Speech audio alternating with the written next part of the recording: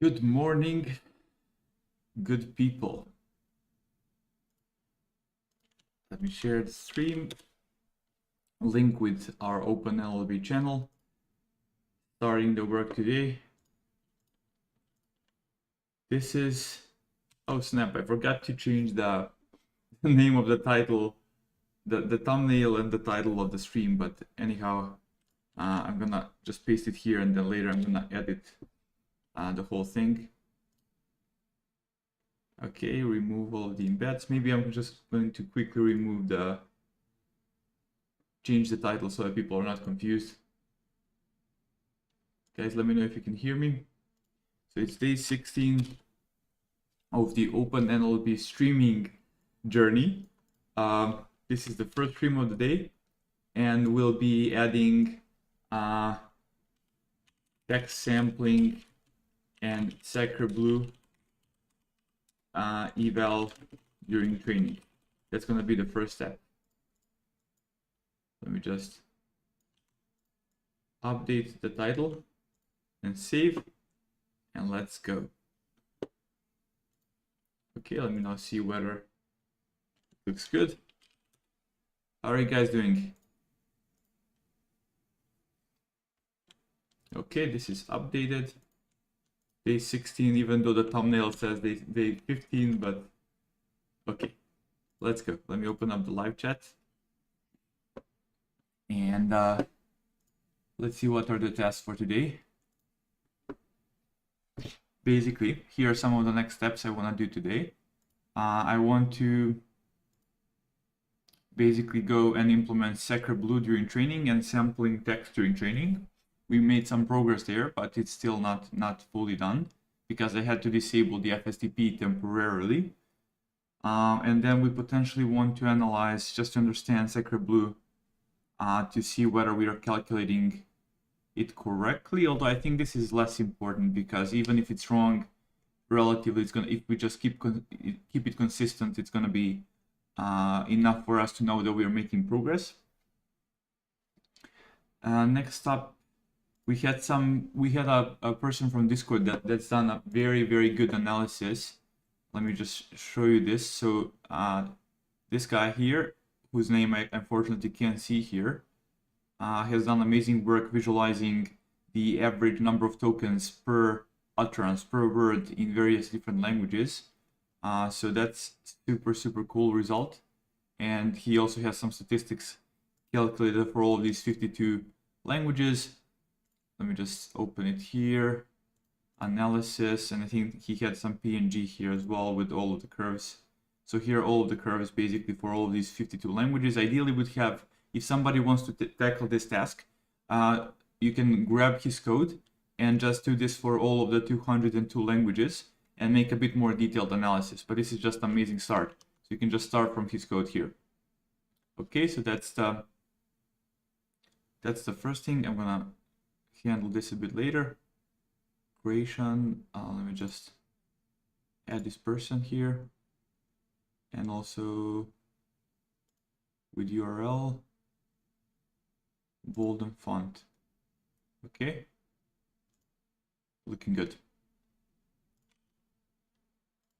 So let us start. These two tasks first. We can ignore this for now, and then I would go and play with data a bit.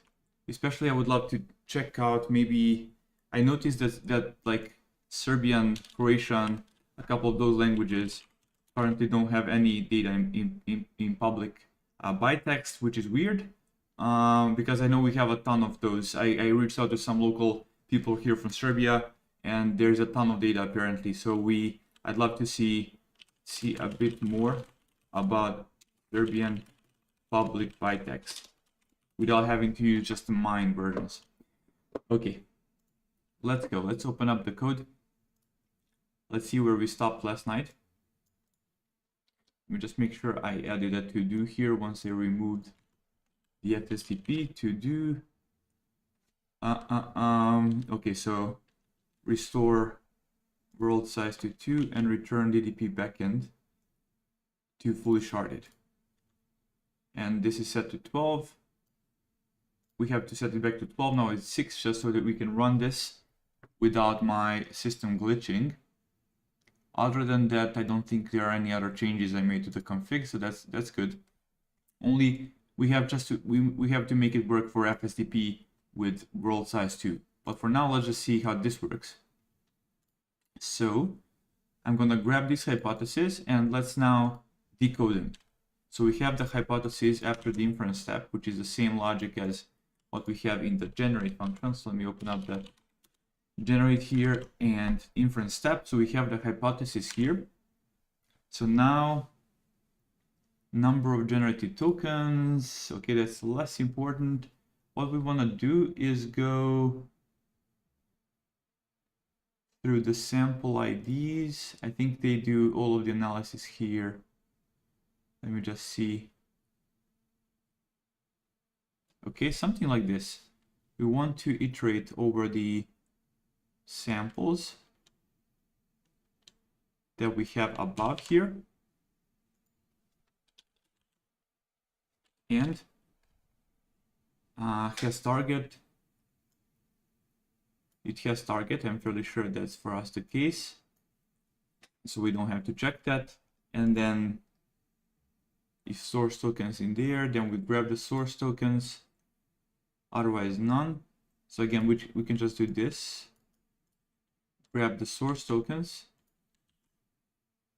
Okay, grab the target tokens for this particular. We'll just have to see how we can fetch the dictionary. And then let's see what else. Then we want to do the following. We want to convert them into strings. And we want to do the same thing for target string. Okay. And then we want to decode them.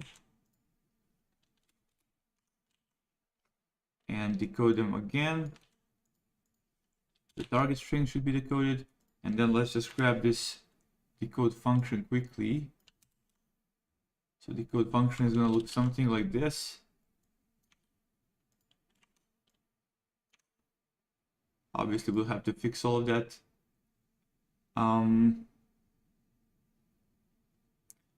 Okay, and then let me see what else here. Now we go through the hypothesis. We decode the strings. And then what they do is they just print stuff. So here on the left, we need this aspect here. Process stop predictions. Let's just add it here for now. Let's indent this correctly. Okay. And let's see what's being done here. So they have some score and then they print all of these results. String, detokenized string. Positional scores, printing, and then potentially they do this, and then finally they encode additionally, because why? For the purposes of analyzing, they add this to score or whatnot, target tokens. Okay, and that's it. So that's the main logic we need to implement. I mean, when I say implement, I mean adapt. Okay. Let's see. I kind of butchered this and wrote this all in line. We're going to later refactor it. But for now, the goal is just, let's get it to work. Let's try and print this as well. Print this the tokenized hypothesis string. Okay, and we need to grab the dictionary. So where are the dictionaries? All of this is going to help us also get some more familiarity with the code. So we got to here. I know this one works. So for BP decode, if tokenizer is not none, then we decode here additionally. So where do we get our tokenizer from? Let me see, this generates. So somewhere in the iterator is where we'll find, so here we'll find the tokenizer somewhere in there, because otherwise we wouldn't be able to get the samples. So let me think. How can we fetch the tokenizer?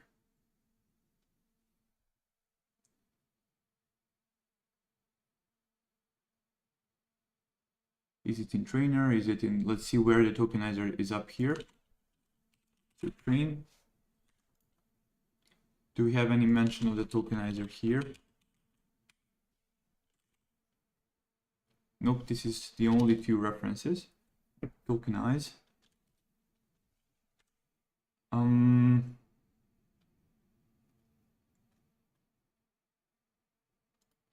Let me see whether any mention of SPM.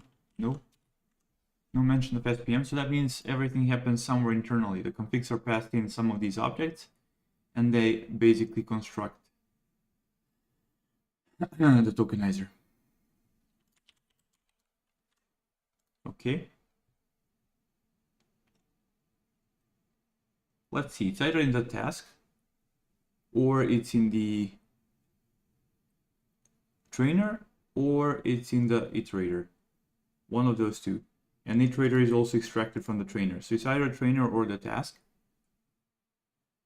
So let's see how the trainer is constructed. Let's find the Megatron trainer. Just to find our trainer. So here it is. We're passing config, task, model, criterion, and quantizer. And in there, let's see whether there is any mention of the tokenizer here. So if FSDP, then we go here, else here.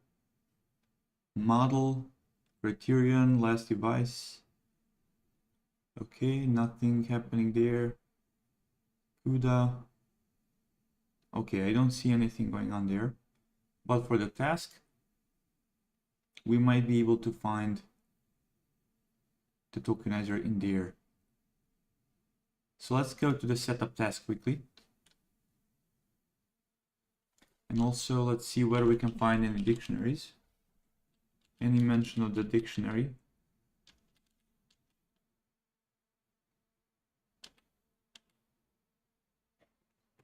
Not these ones, but we're looking for the source and target dictionaries. Okay, I don't think we're gonna find them, apparently. Here. So we'll have to just debug step by step. Let's go. Let's rerun this. Go to train local, run.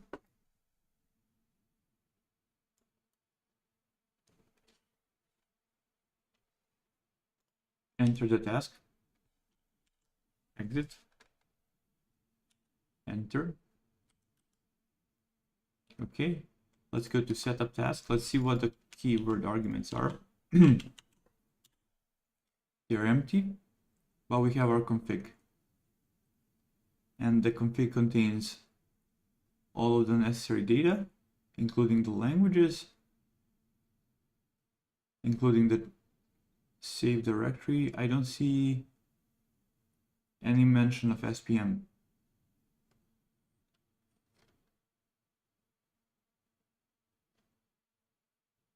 Just a second. Let's go to the launch here. Let's see whether SPM is even passed here.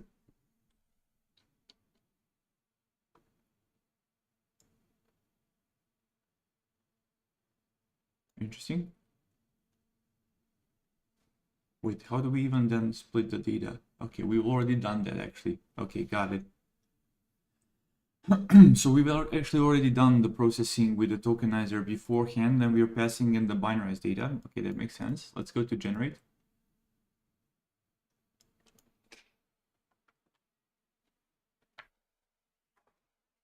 Let's see where the mentioning of the dictionary comes in here. Source dict is from the task. Grab the source dictionary. Okay. Let's see whether that's gonna work for us.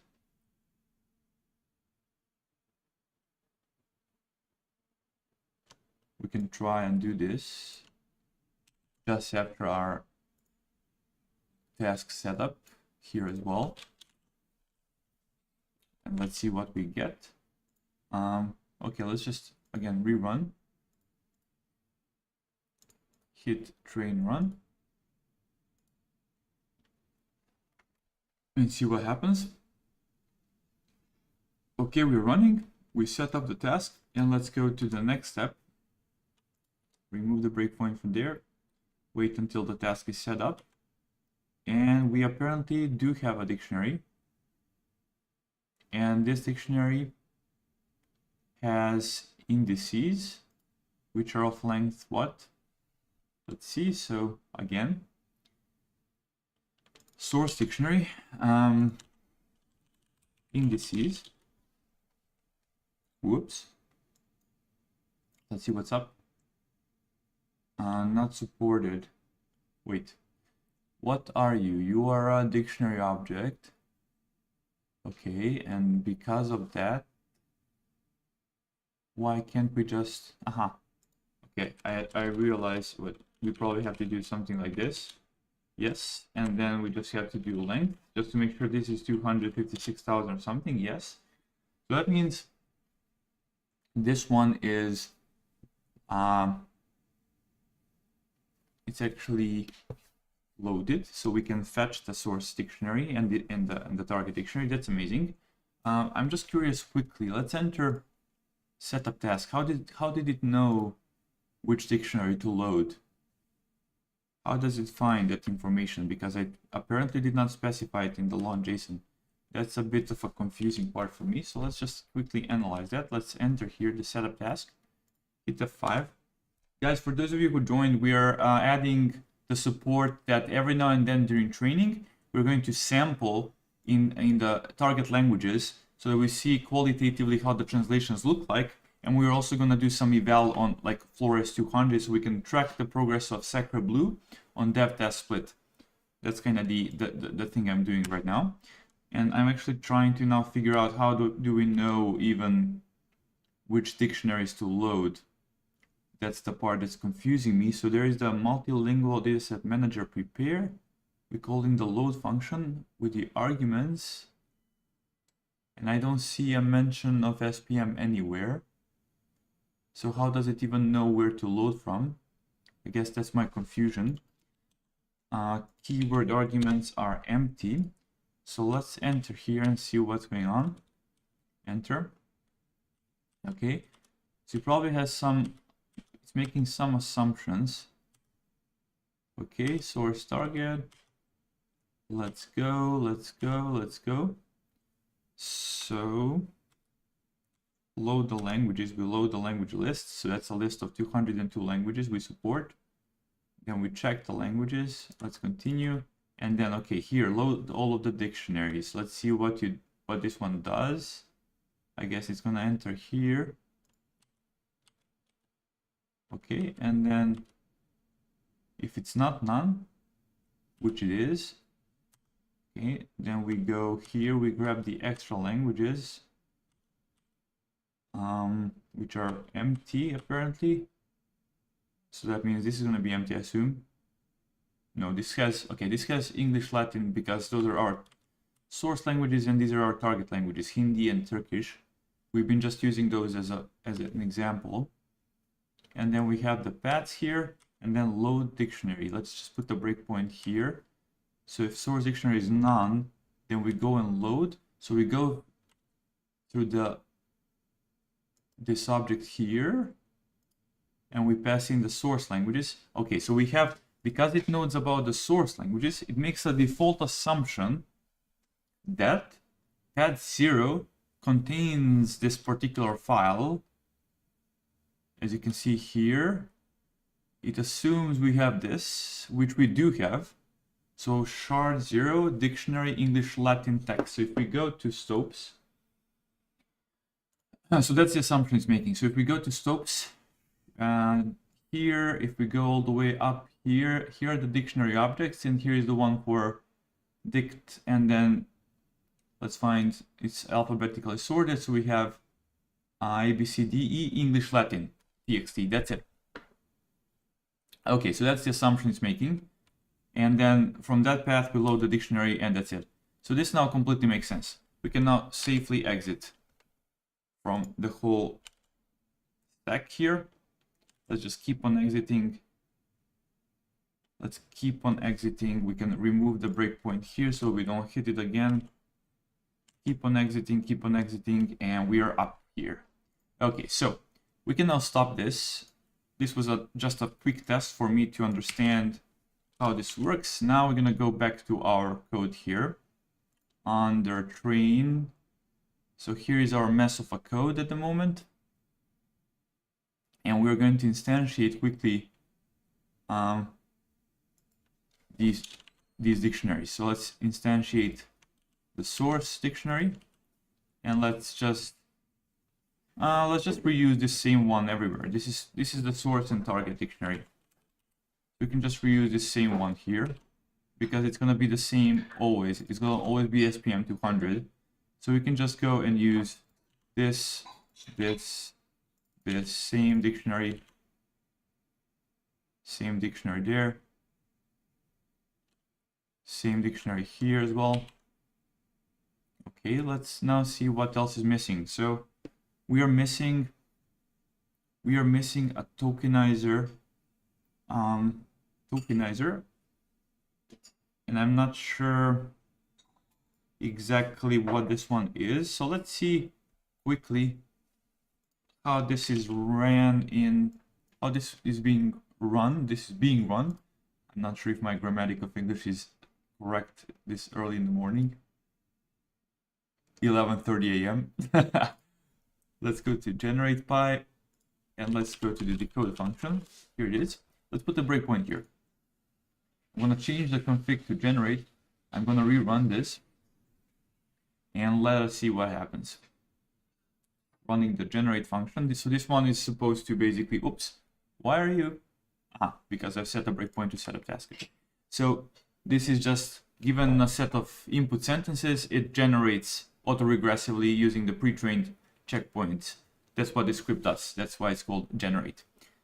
Okay, remove a breakpoint from here, just hit until we go here. So BPE is apparently sentence BPE object.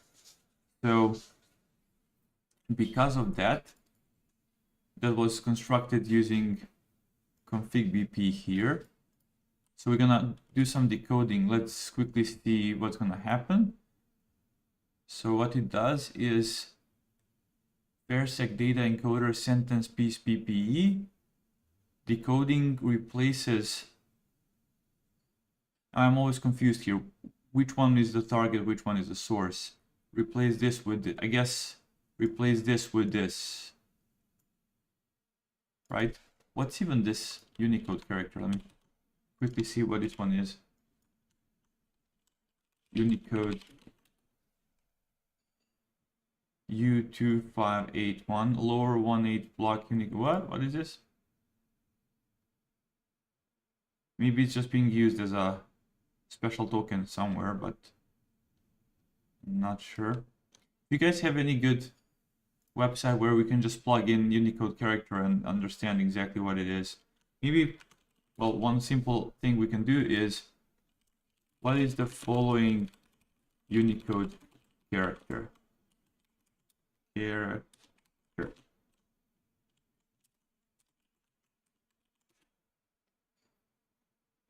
Lower 18 block, geometric shape used in various contexts, often for visual representation or design purposes.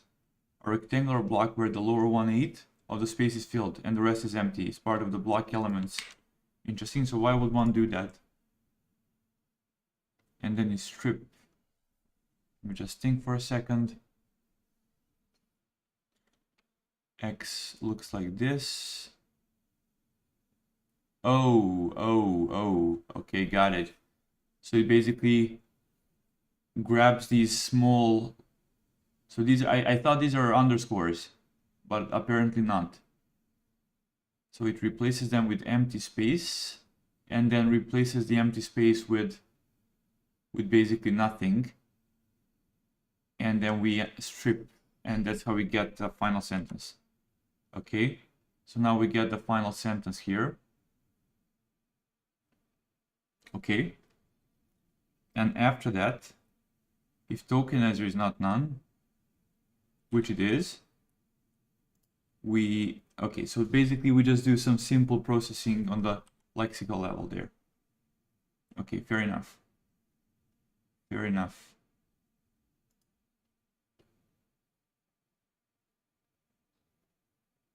So that was the decoding. That was the decoding. Okay. Huh. Interesting. Let me think for a second. Are we doing anything similar of that kind in the training? I don't think so.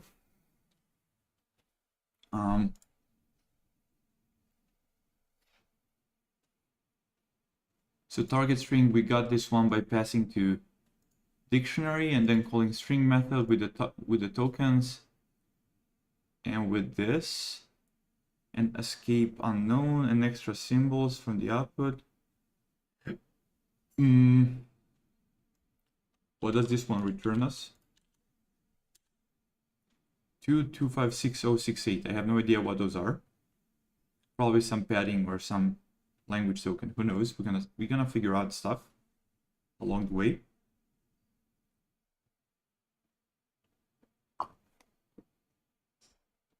So, okay, let's see what happens with these strings later. Do we actually write this? Do we actually write this to generate valid? Let's quickly see. Why don't we strip the language code? I guess that's the confusing bit here. Okay, let's just go back to the program and let's write this one. Let's write this one. Let's now go back to generate. So here it is. So we, for some reason, are keeping this token here. Interesting. While there is no such token here. Why is that?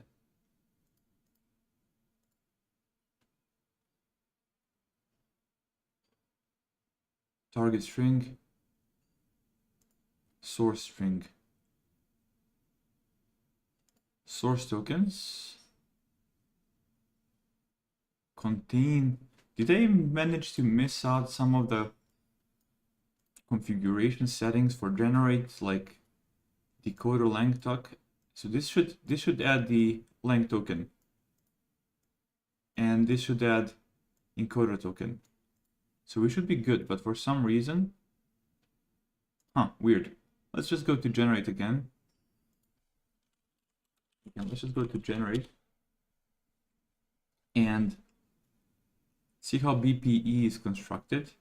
So task build BPE like this, and then that one is used to decode.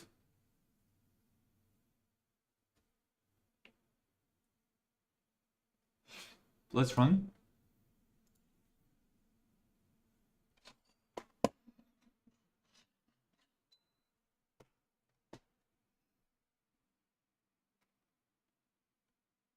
Let's see. Build the tokenizer. So this one is none, that's why we get none above there. BPE is just set to, whoops. So BP is just set to, let's just print this sentence piece and then the model and enable sampling and sentence piece alpha. I have no idea what alpha is. Sentence piece enable sampling. I have no idea what that config is, but let's go enter here. Encoders. Versec task build BPE. It calls encoders build BPE.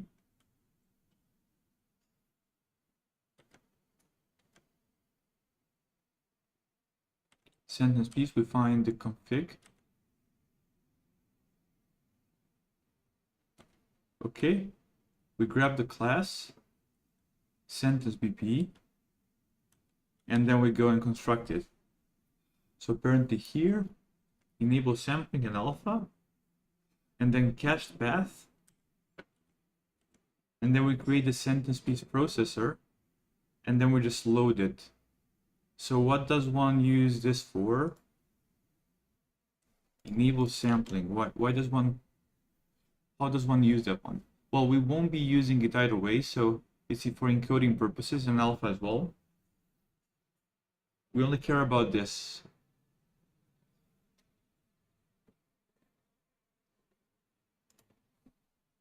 Okay, let's exit. Let's exit. Let's exit from here. So that was the BPE. Do we have any such thing mentioned remotely here? Nope, not really.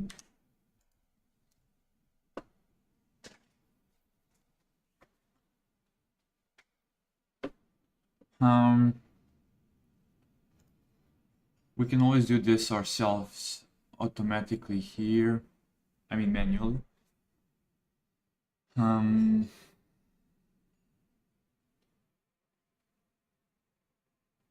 Why can't we just decode using dictionaries? Like here we have target dictionary to string. Let's get all the way here. Hit F5. So this one, let me see what of the methods it has. So I'll have to wrap it around with string. So what it has is add file to dictionary, add from file, add symbol, BOS, BOS index, BOS word count, encode line,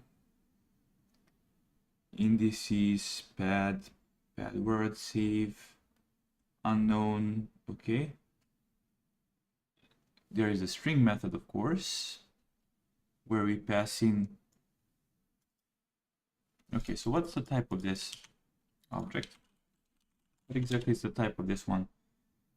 Versec dictionary. Okay. So let's go and find this one quickly. Class dictionary. Here it is. Let's find the string method.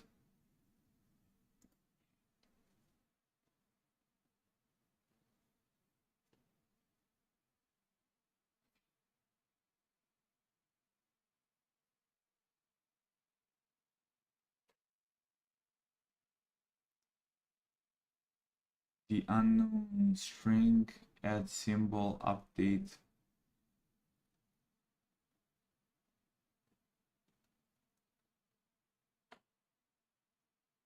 I guess my question is, what makes it compatible with that BP object in generate method? Why are they separate? Why are they not the same class? Helper for converting a tensor of token indices to a string can optionally remove BP symbols or escape words. Remove BP symbols. BP symbol. Okay, so if it's a tensor, then return a join string with new lines where they call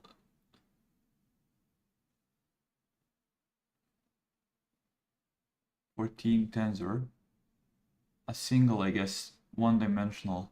No, wait. So they go through they iterate through the tensor, they pass it in here with BP symbol, which is the same, all of the same ones. And then once it's not a tensor, that's two-dimensional, then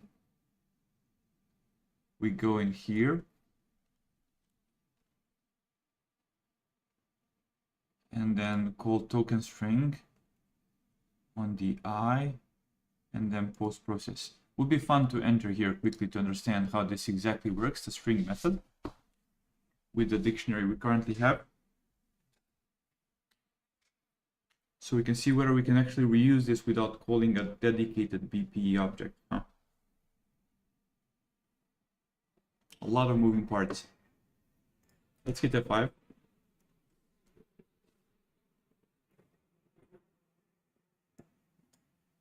Let's try and understand this.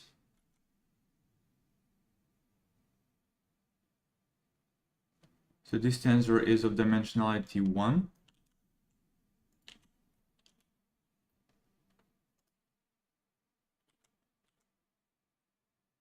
Include EOS is false.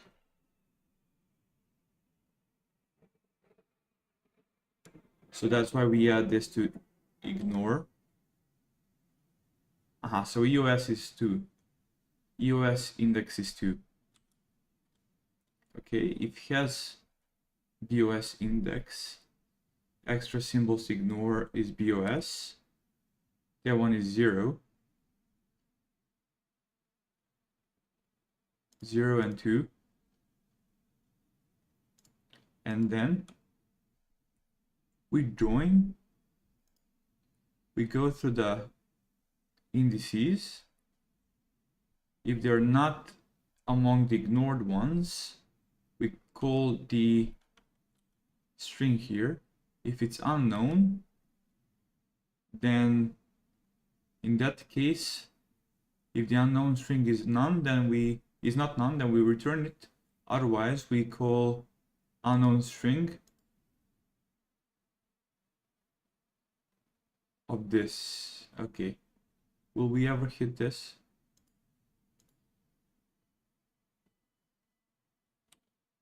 Okay, and then just join them with a separator which is just a space. So we end up with this.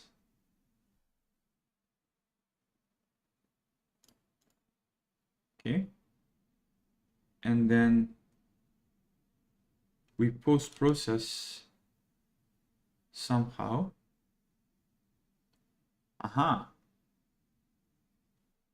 So isn't this the same type of processing we've seen in BPE? That's why I wanted to do this. This looks like this one, the first one, looks precisely the same as what we've seen in that dedicated BPE one. So symbol here is unfortunately none. So because of that, we will not be entering here, nor here, nor here, nor here, nor here, nor here if it's none. If the symbol is none, okay, so we just pass in. This is just gonna do nothing because the symbol was not set to sentence piece. So how could we have done that?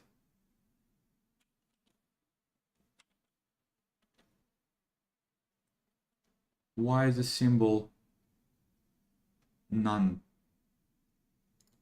If the BP symbol, if we pass the BP symbol,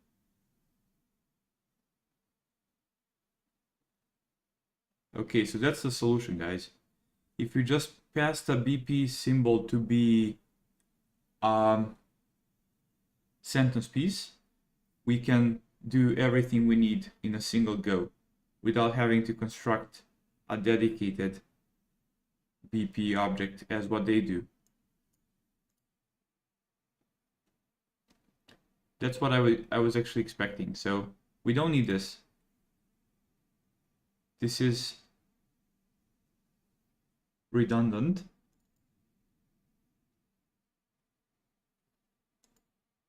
And so let's go here. So just in the string method. So we basically don't need this. What we need is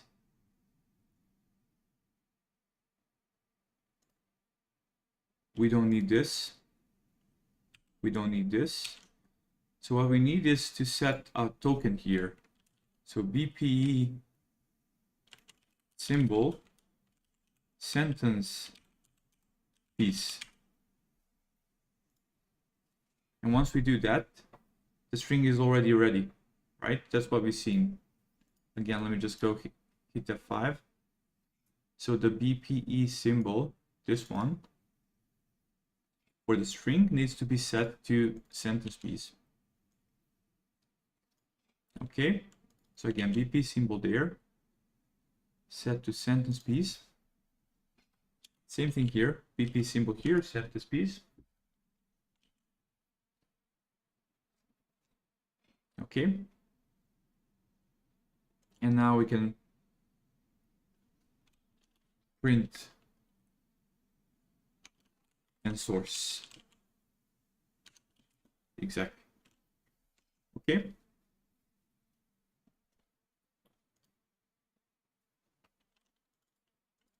Get symbols to strip from the output.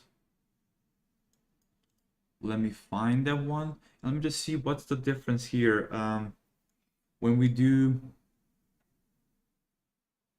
just a second, let me think.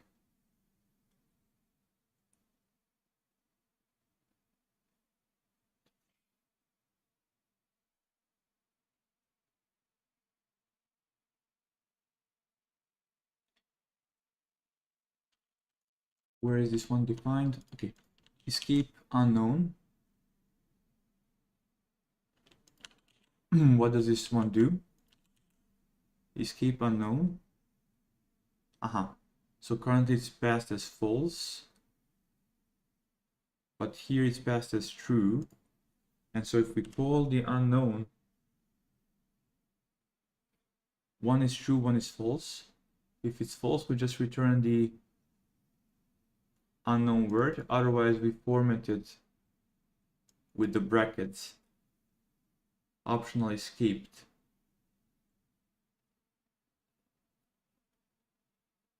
Okay.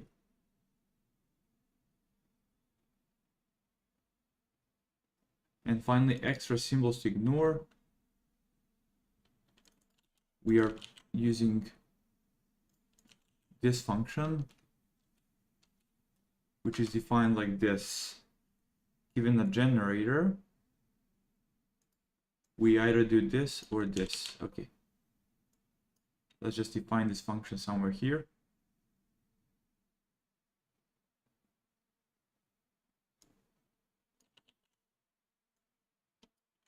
Like this. Okay, looking good. And we finally just have to see what's the aligned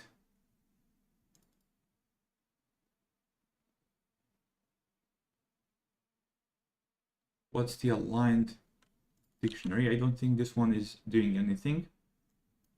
Aligned dictionary. Aligned dictionary. I think it's set to none for unknown word replacement. None if no unknown word, empty if no path to align.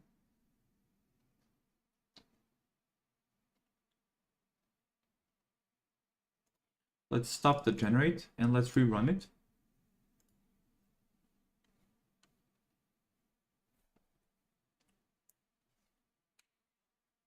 Let's see what's the setting for the replace unknown. Is it true or false? Replace is just none. Okay, so load the align.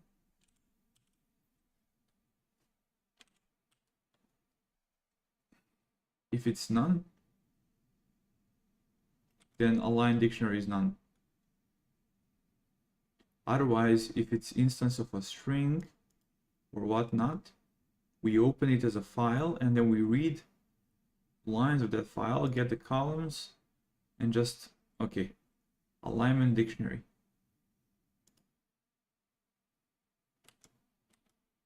So it's gonna be just none for us.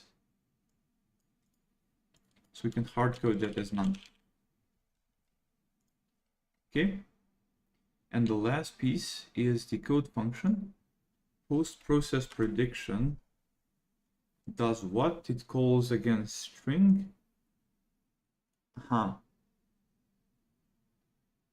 Unfortunately here, we cannot modify this one because it's in a different file.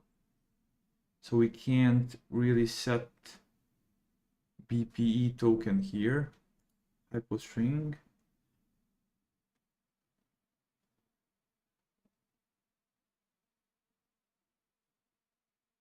So we'll have to post-process it indeed.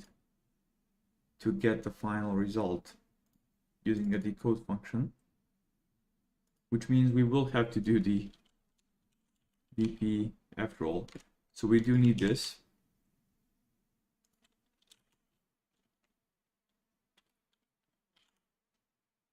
And then the code is basically gonna do just, the code function is just gonna do this. We just need this line. So hyperstring is just gonna be tokenized like this, and that's it. We are done. I think this is most of the code that we'll need. Fairly ugly. I kind of stripped it out of generate function, but it should work. So let's go step by step and understand how this is gonna work. Put a breakpoint here, stop the generate, set this to train config, and run.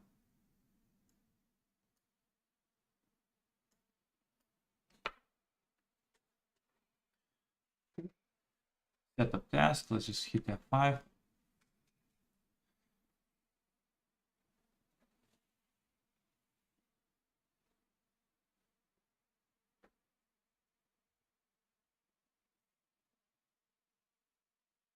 Let's wait until we hit this line. Okay, here we are. So we set the model to eval. We build the generator with the model, with the config generation, and with this. We then grab for Hindi, I've just hard-coded 2 for now. We get the validation iterator. We define this function. I'm gonna put a breakpoint inside here. We get the source, we get the BP, and then we go here. We move the CUDA, and then we do the inference step to get the hypothesis for 48 sentences there. Okay, then we go, we just print them, which was a stupid step. We don't really need to do that. But anyhow, let's continue here. So we go and grab from the sample the ith sentence. We pass in the pad token, which I think the index of this one is just 1. Yes. And we strip the pad. What does stripping pad do? So we just select, if it's not equal to pad, then we select it. Okay, so we strip the pad. We just return the ones without the padding token. Fair enough. To get the source token,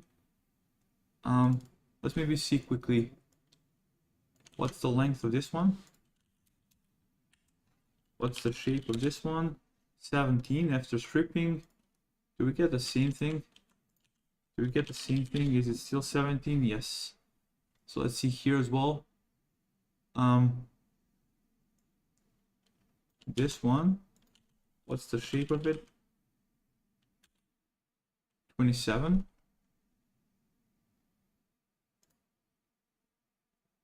And here we go add in CPU. Why would we do that? What's the difference here? Source pad is just 1, so you don't have to do that here either. Aha. So apparently the target tensor, let's see what's the device of this one. Device is CUDA, and for source tokens, device is also CUDA.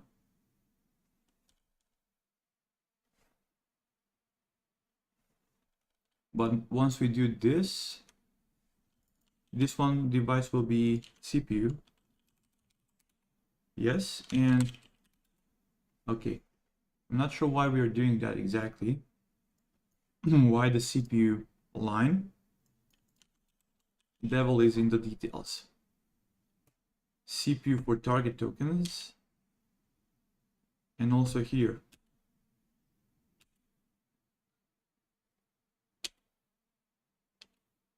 And for hypothesis. Okay, interesting. let's go. So now we process this, the source tokens.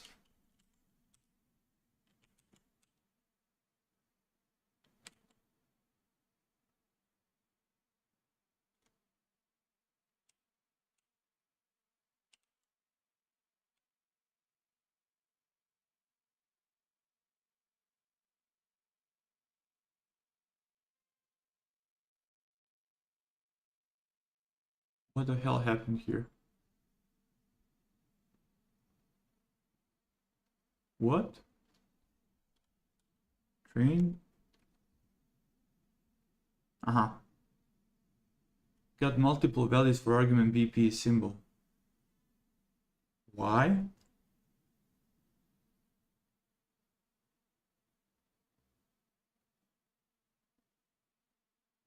Okay, let's put the breakpoint here. Let's see what's going on. Because during generate, the string method,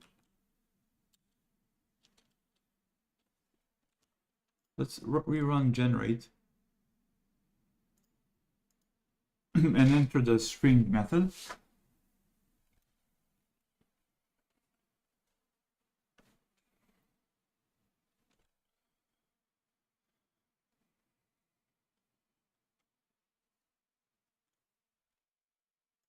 Hit F5, BPE.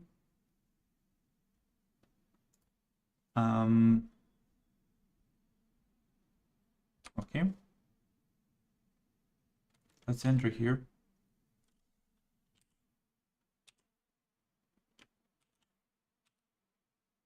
Okay, here's the string method. And then we passed in post-process after source tokens.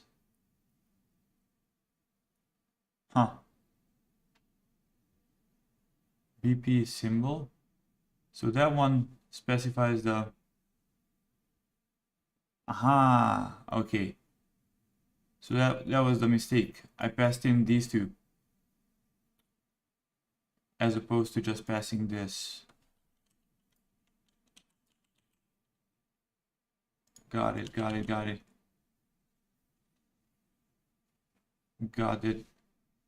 So we just don't need, we shouldn't pass this one. Let's see what this is specified as. I'm going to stop this. We're slowly learning. Local, run the code, run the train.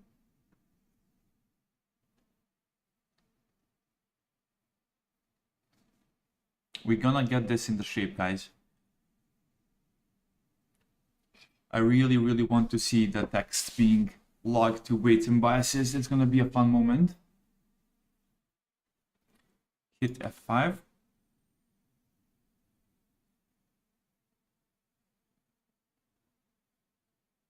Okay, so what is this? It's just set to none. Okay, so what I want is this. What I want is that, and what I want here is also similarly this. Okay. And then escape, if you want, you can put escape to true and ignore extra. Okay, that's it. Now this is right. Now this is correct implementation. Let's hit code, run code again.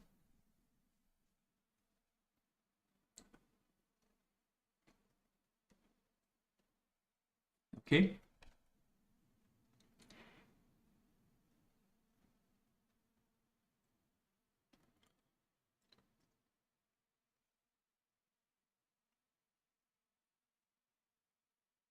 Waiting to hit this line. Okay, here we are.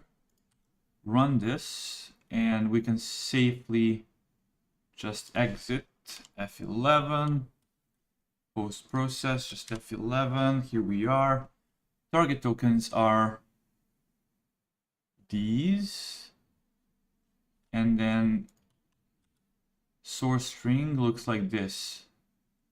Turkish Airlines flies to 39 destinations in 30 African countries as of 2014. Nice. Now we go to the target. We do the same thing. Okay, so here, if it has this attribute, then we return symbols to strip from the output.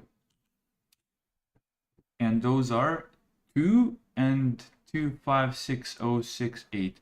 So 2 is gonna be BOS padding. I think that's gonna be like end of string token or something. And 256068 is gonna be, I'm fairly sure that one is gonna be the language token for our target language.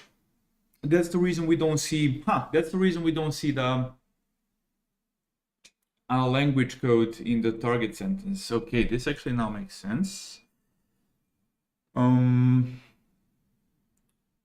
me think for a second. Let's go up. Okay, and we can just print this now. Here's the translation. Just curious. So you can see here, we have the language code here, but we don't have the language code for target. If we go, I had this number here. I just want to copy it, grab the source target dictionary, and see what this one is. So if we go again, if we do string directory of this, let's see whether we can find out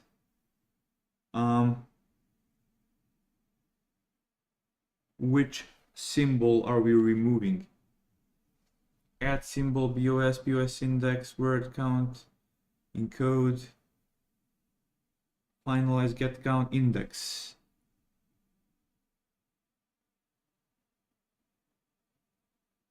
Maybe let's show one thing. If we do something like this and then index out of maybe this, okay, this is 0 and this one is 2. Okay, fair enough.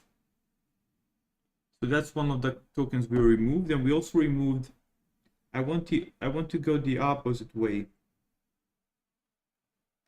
Pad index, pad to multiple pad word string, symbols unknown. Okay, so I want to see what do we get for, yes, this is exactly what I wanted. So what do we get for 256068? And my hypothesis is this is Hindi language token. Exactly, Hindi Deva, this is it. So that's the one we're ignoring. We're ignoring the end of sentence token and Hindi Deva, which is basically the beginning. No, wait.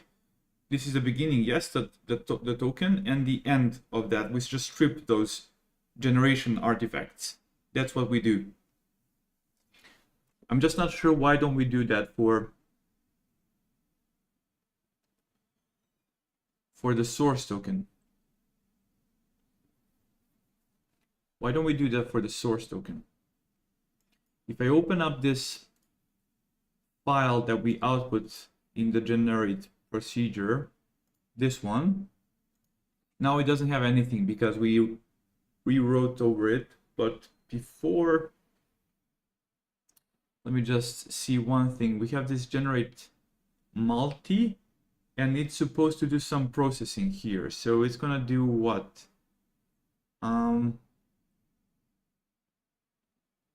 Okay, just a second. Let's go. Let me stop this quickly. Let me go to generate. And let's run with generate here. And let's just add a couple of these. Let's just print them here. Let's put a breakpoint here, run generate, and print to that file just to see what we get. Maybe you can put a breakpoint here.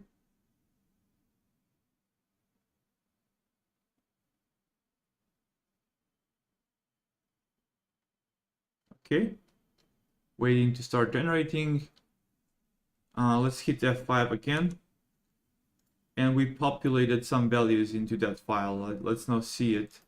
So here's some values we populated. Okay, so now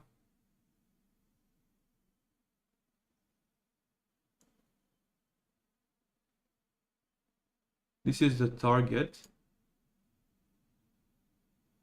Hypothesis. So what does this one do? This one grabs, it outputs the content of that file and then picks only the D ones and then sorts them and picks the third field. Does the sorting, picks the D, does the sorting and grabs the field 3. So if that's gibberish for you, let me see what it means. So here's D, so it picks only those lines and then sorts them and then picks field 3. So 1, 2, 3. The 3 one is just generation. Okay.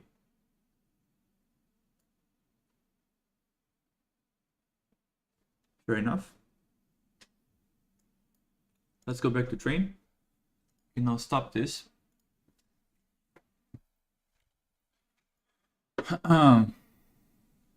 Let's run.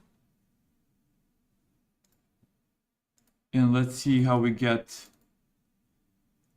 what we get here as a generation. Again, hit generate. Oops, that's, sorry. Let's pick the train and let's run the train script and get all the way to here. That's where we stopped before. Let's just make sure that these hypotheses are being printed correctly, decoded correctly, and all of that.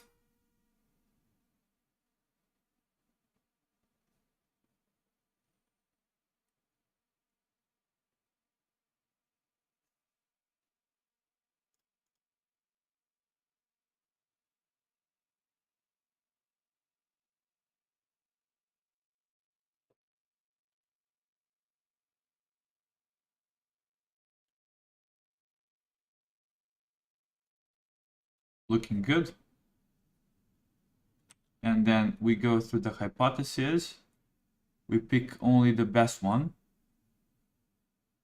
We pick only the best one. So we have what? We have hypothesis. We grab the ith one, which is the first, which is currently the 0th sentence because we're iterating through a loop. And then out of all of the 5 ones, we just grab the best one. And then using it, we grab its tokens. We push it to CPU. We pass in the source string as well for some reason. Alignment, blah, blah, blah, a bunch of different things. Remove BPE. We might need to set remove BPE and then we're good. Let's see. Let's enter here. Let's just go all the way here and then enter. So remove BP, where is this used? Oh, we can actually put, yeah, we can actually put, if we put sentence piece here again, we don't need this. We can just have the hyperstring directly. This is it. This is all we need. Whoops. This is all we need. So we first decode it, passing the tokens, the BPE, and then the extra symbols to ignore, which are going to be the same as before. The hypo tokens are now on the CPU, I assume. I wonder why the source is left on the GPU. Okay, that's it. Stopping this again. I just wonder why don't they put this one to CPU as well. Let me see, go to generate. Go to the generate script. Find the ones that are pushed to CPU. So we push this one, and this one. But source tokens are left.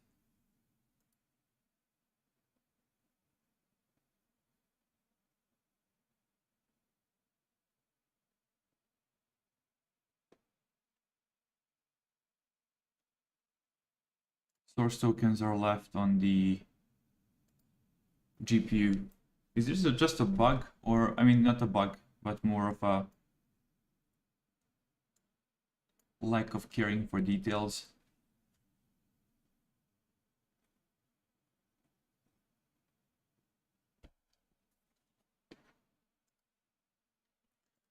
Target tokens.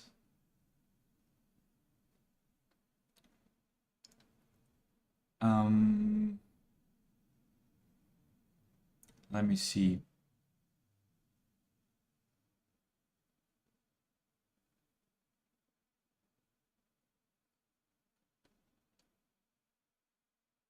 What's the advantage of doing one over the other? So this one is on the CPU, and then we pass it to string.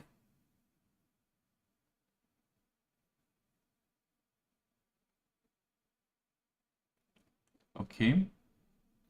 And for the source tokens, we also pass it to string. I think it's just a inconsistency detail. So which one makes more sense? If you're passing to string, do we actually want to be on GPU or on CPU? What will incur more overhead? Let's see. Put a breakpoint here, train, and run.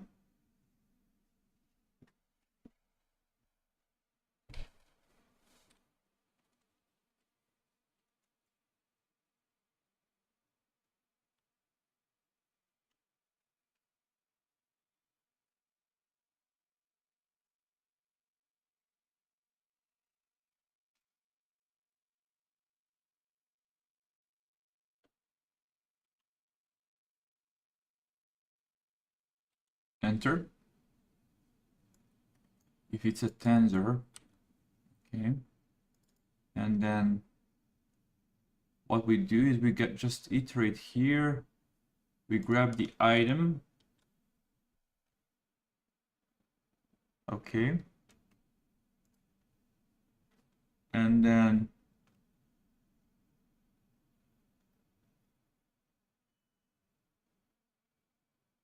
token string item. Let's see. So again, this is going to be, this tensor is on GPU, right? This tensor is on device, is just on GPU. It's going to be fun here. Iterating, you're iterating here, and then we enter here. And so what's I? I is going to be a tensor. Okay, so it's a tensor on the GPU, and doing this comparison, this is going to do wasteful movements to do the comparison. So we want to have them on the CPU actually. Okay, so that means we actually want to do the same thing here. We want to strip pad,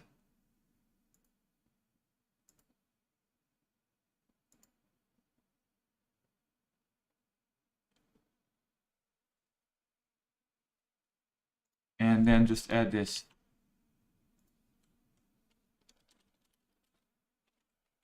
Like this, whoops.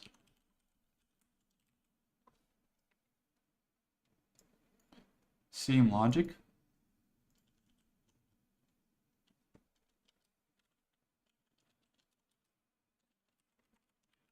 We just need to add a bracket here and bracket there, and that's it.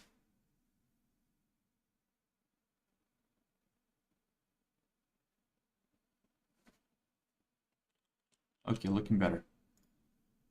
Stop this. And here it is. We have our hypothesis right here for this particular source. So now what we can do is we can just select maybe a set of a single batch. We can literally have this single batch being translated every time, every now and then. So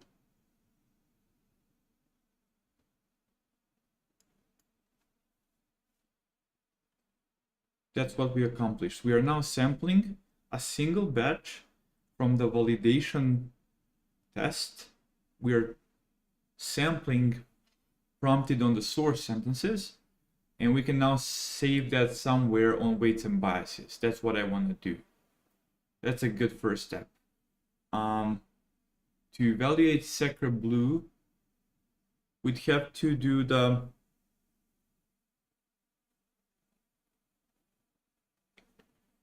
let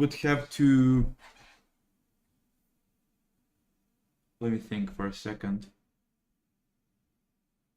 We'd have to do all of the translations and then run the sacrebleu tool.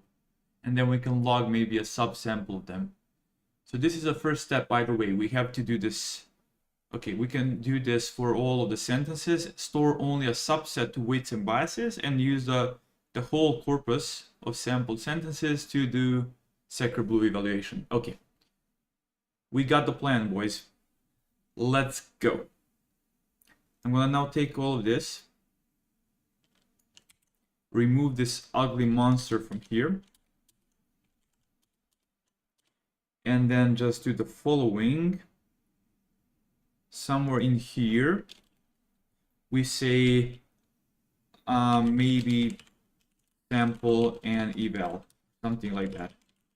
And we make that a function, make that a proper function, maybe sample and eval. It's going to make sense in a second. So let's see, what are we missing? What do we have to pass in here? Okay, here it is. So we have to pass in the trainer, obviously. The trainer. We have to pass in the task. We have to pass in the validation subsets. We have to pass in the config. We don't have to do anything else. That's it. So go back here. Put, whoops, this, and then trainer, and then task, and then this, exactly. And I just want to compare it with this one. So this one also passes config trainer task and valid subset. So that's it. So that's it. We now do this on with a certain frequency. In particular, this one is done only when do save and do validate are activated. If do validate is activated, then we run this. If do save or should stop, then we save checkpoints. If do validate and this is bigger than 1, then we do the rest of validation. And then we do the reset dummy batch, whatever this means. Let's see what it means.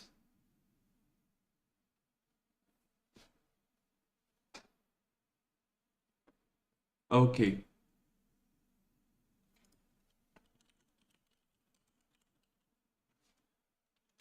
I'm going to comment out our function for now, just temporarily, and then rerun train just to see what this dummy thing does, to better understand this particular code.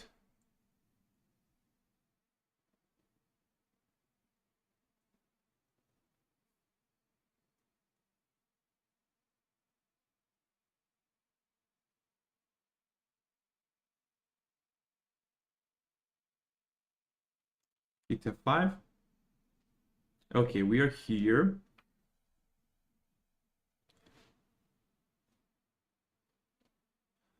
And first batch. Why does this epoch iterator has a first batch in it? What's the trick with the first batch? Reset dummy batch. What do you do? First batch is a property of this epoch batch iterator. Okay, fair enough. And if the length of the frozen batches is 0, which it's not, then we go here. Otherwise we go here, collate, for I in self-frozen batches of 0, self-frozen batches of 0 is going to be what? Some tensor, whoops, shape 512. I guess most of those are going to be padding tokens, which are what, 1? No? Huh. What is this exactly? I'm not sure. So we go through I to just a ton of indices, and then we pick self data set of I. And what's going to be the data set here?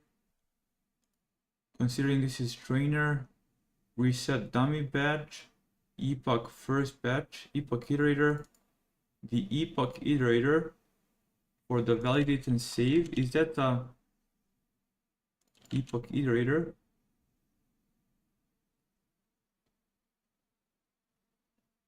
Let me just think for a second.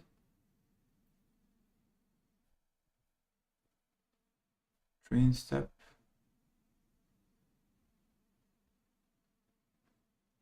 Epoch iterator, next epoch iterator. Let's just go up all the way up there. Train. Epoch iterator is the train iterator.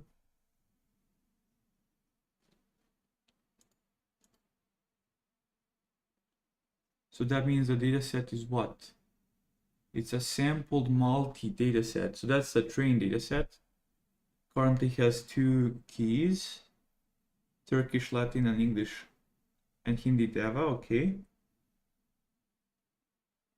So if we grab something like, let's pick 0, we get some particular sample, and then we collate all of that. Okay, so this is frozen batches. So it's gonna always return us back the same batch. And then once we have that, then we call reset. Why would we do that?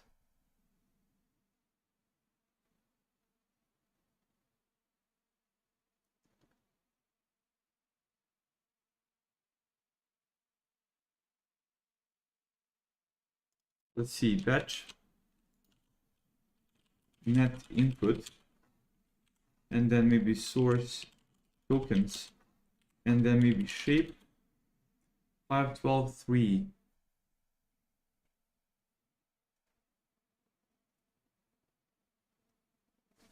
Why do we even store this dummy batch?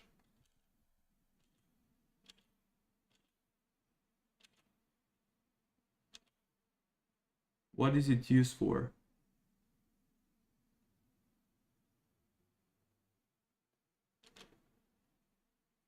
Okay, not completely sure, but I guess besides the point for us right now. I'll survive if I don't understand it for now. And then we go back here. Okay.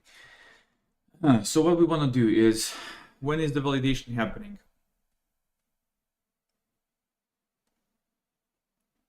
If it's not disabled, if this is bigger than this is always true. This is always true, which means we are left with this condition here. If it's not end of epoch, and do save, okay. If it's end of epoch, so, or should stop, or, okay, basically we just care about this, validate interval updates when its modulo is equal to 0, which means currently I think I've set it to every 1000, we do this. Okay, maybe we can hard code for now, just we can literally go to train and do maybe sample and eval. So what we can do is we need to run this a bit less regularly, or actually we can run it on the same interval as validation for now. So meaning we need config dataset validate and number of updates, which we can get from the trainer. So we get this from the trainer. Let's go to maybe. So we get this one from the trainer. And then if number of updates,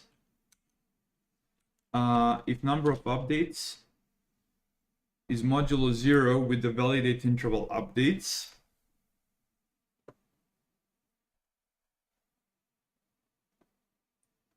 in that case we do this. Or why not just, if we are doing that, we can just do the following. We can do good morning SQ.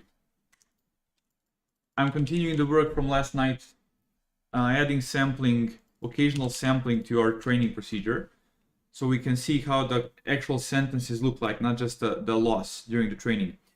So for that, I want to go to validate. And if do validate, we also run this with these tasks. That's it. So this is the only change we have to do. So we can now remove this. We keep this loop here the same. And instead we call it every now and then, we're going to call it here. Here it is. And that one is also going to be logging to weights and biases. So I think we're good now, guys. So that's the whole change I made. Let me show you the diff.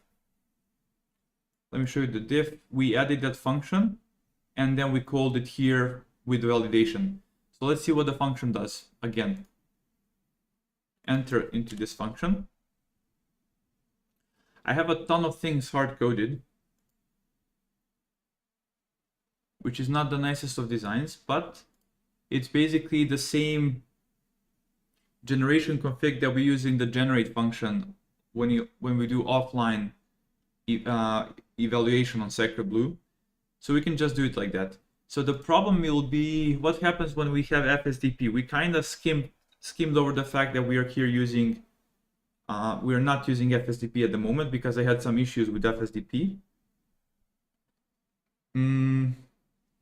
How can we solve it with FSDP? I'm not sure, but let's think. Let's for now get it working just on the regular one.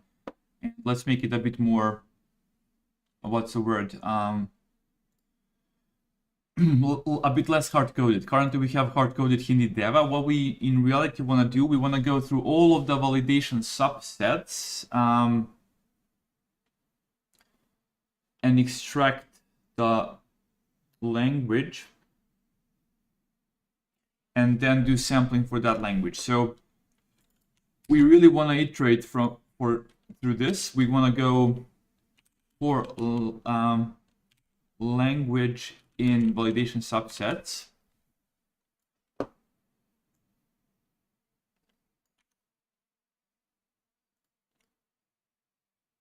We need to first parse out the language code.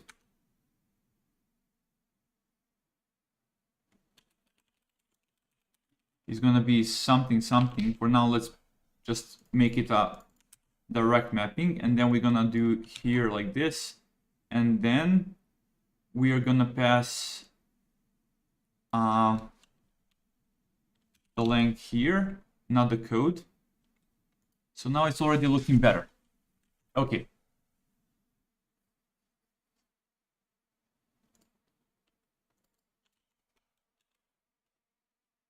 Let's quickly just set this to true as a hack. And then let's rerun just so we can debug stuff. So let me just stop the run. Let me go to our function. Let me put a breakpoint here. Let's kick off the run. And let's see how this is going to work. So again, this is just stripped code from the generate.py function.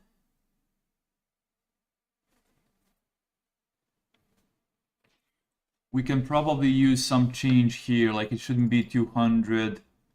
It can be a bit longer, unnormalized. There is just a ton of settings which we can analyze in a second. Okay, let's see what this lang looks like.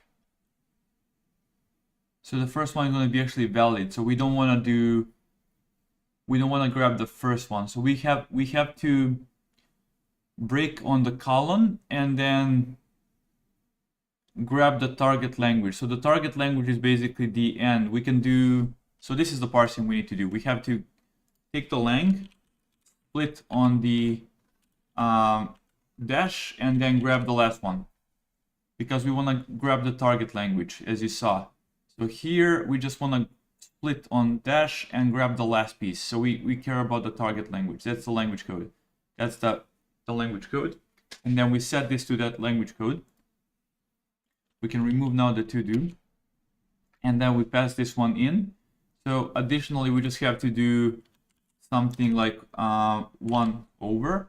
And that's a similar logic that validation function was doing if you saw it before. So here you can see they split into 2 parts. They run on valid, which is just a concatenated, which is going to be the average loss across all of our languages. And this one is going to focus particularly on just those languages. So for example, here it's going to do average over Hindi and Turkish. Here it's going to do separately for Hindi and Turkish, the validation loss. Okay. So let's go back here.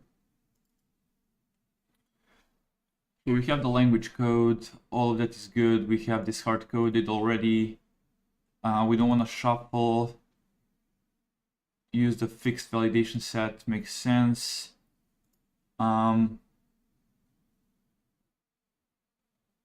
We grab the symbols to strip from the output. We grab the source dictionary, which is going to be the same as the target. We don't need this. And then we start sampling, moving the samples to the GPU. Doing the inference step, we don't need to print this. And then we grab the source tokens, the target tokens, we convert them into the string representations. Then we print them, which we don't really need to do now. And then we just do this. We find the final hypothesis. So this is our sample text. This is what we're going to save to weights and biases. Okay. So, okay, those are some changes. Let's now stop this run. Let me first call it a bit differently.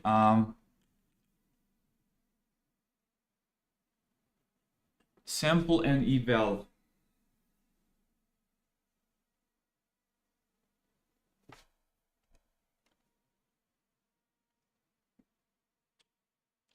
Maybe is not appropriate naming. So sample and eval, is that sample? How can we describe what we are actually doing? So we are trying to do intermediate translation. Let's call it like that then. Intermediate translate and eval. That's it. I think that's a fairly good name for what I'm trying to do there. Okay, so let's see. Let's kind of try and break this one down. Is there any easy way we can? Is there any easy way I could quickly refactor this?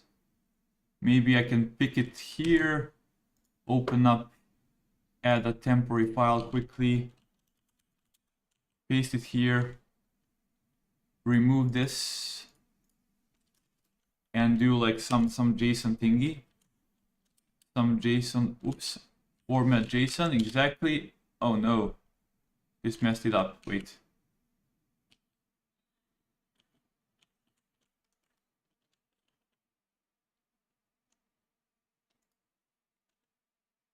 Why did you mess it up?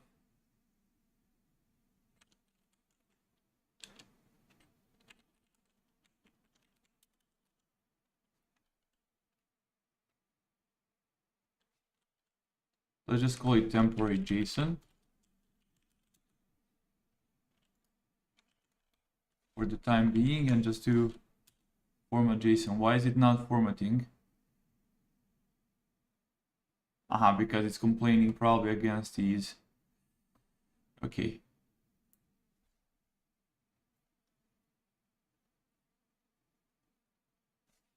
Then let's just convert it into Python, and let's make this a temporary variable.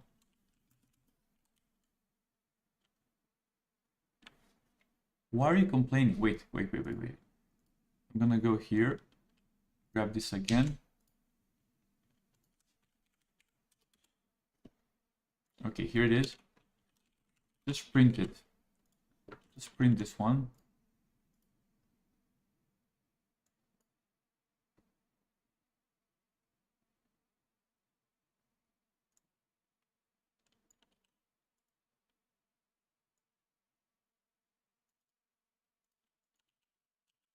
Okay. And then you can do import JSON, and then dump with indent 4. Let's do this.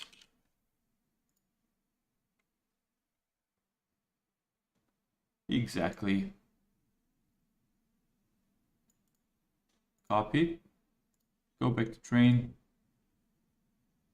Now it's going to be a bit more verbose, but it's a start.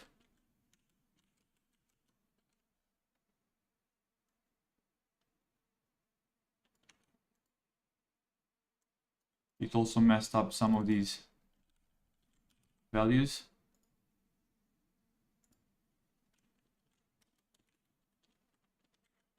I mean, let me think for a second. Let's just create a config. Why not just load it from here? Why not just have it directly here? So intermediate translate generation config YAML, and then in here we can have this whole thing.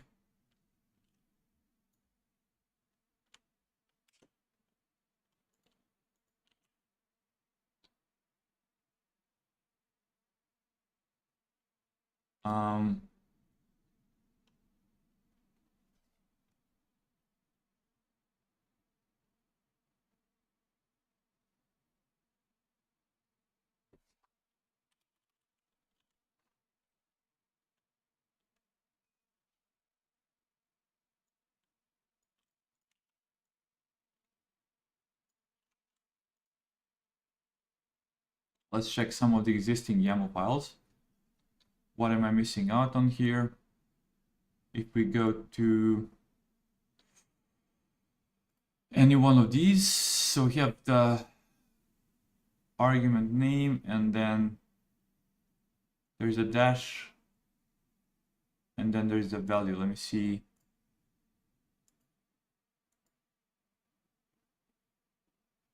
Okay.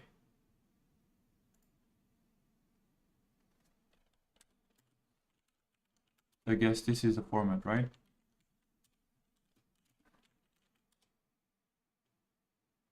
Something like that needs to be done. Okay, so let's dump it as a JSON.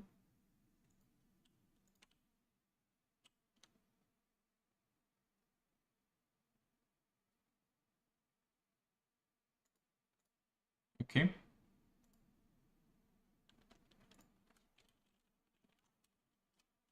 Let's make it a PY file. Let's save it as a YAML file. Import YAML. Exactly. And dump. Okay, let's do that. So temporary, we grab it and we just save it. Let's run this.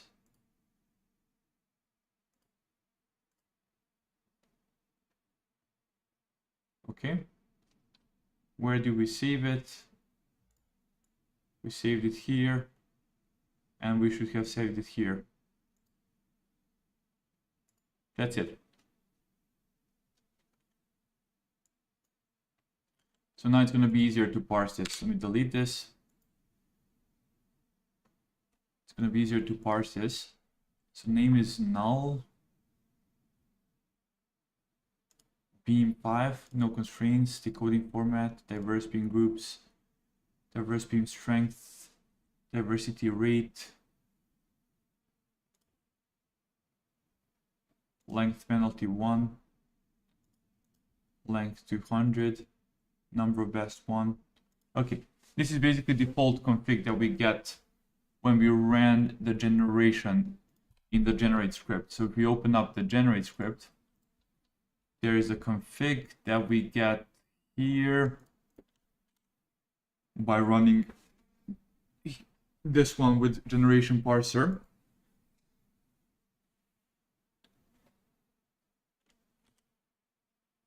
Just a ton of default arguments for generation.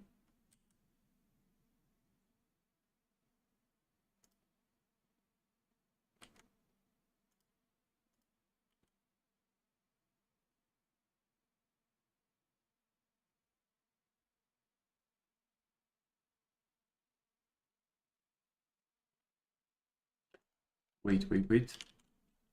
Generate. Get the generation parser. Checkpoint generation arguments, dataset arguments. Let's see what are the generation arguments. Generation config. So these ones is what we need.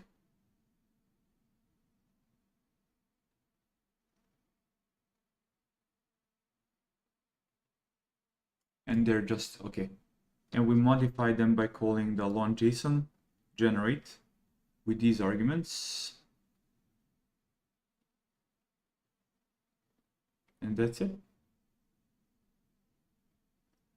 Okay. Going back to train. So we can now just load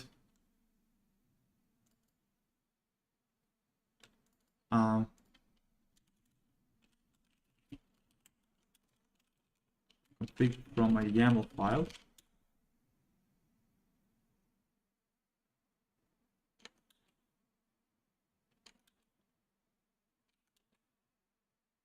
Let me see what it's going to generate. I'm just curious when it's going to stop here.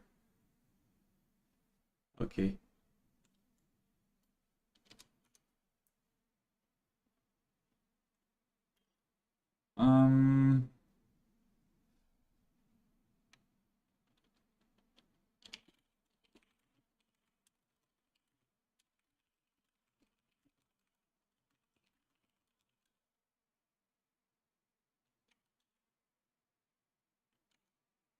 Okay, this will load this path and then we just grab this one.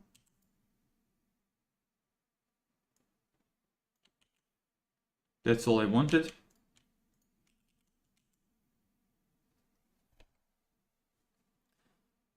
Let's see whether this works. Rerun. We're slowly gonna get this one into shape. I want to make it very, very readable.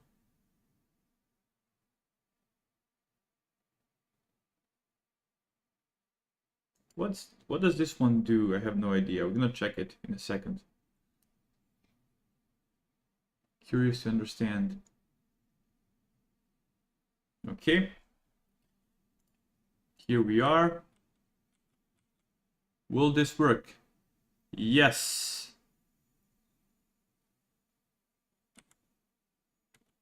We go through the languages. First one, grab the code. Here it is. Set the code here. Set this one up. Let me just understand what exactly is it that this one does. So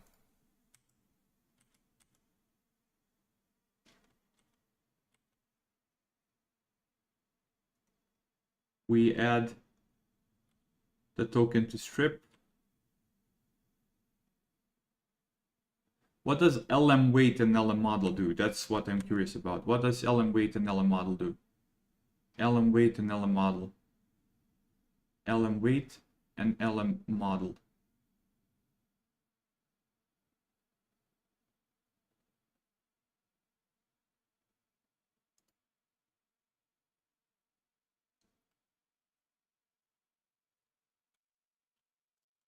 Let's just navigate.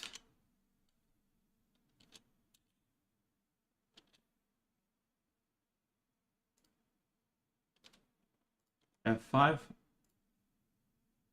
Let's see what this one does again.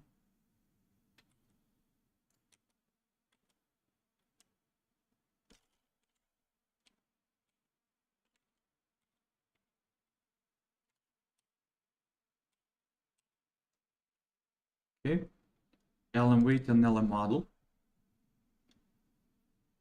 Of course, there is no description of the arguments. The last one was LM weight and LM model.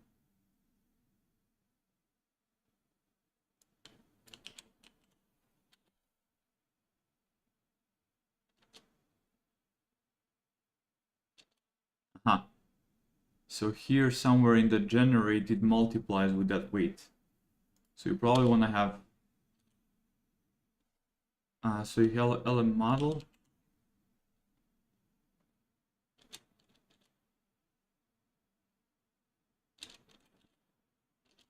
Again here, if it's not none, then we additionally sample from it, take the probabilities, and we add its probabilities additionally to the log probabilities. Why would we do that? Oh, this might be like... No, I thought for a second it might be speculative sampling or something, but it's not. Okay, either way, it should be none, because we just need to sample from the actual model.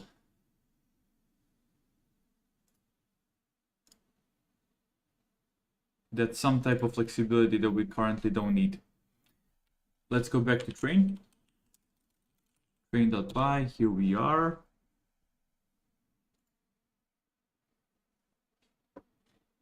Can't we just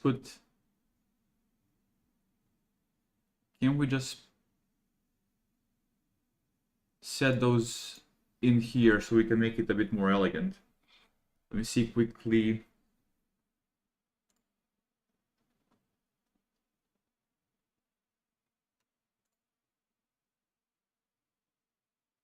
If we put it here,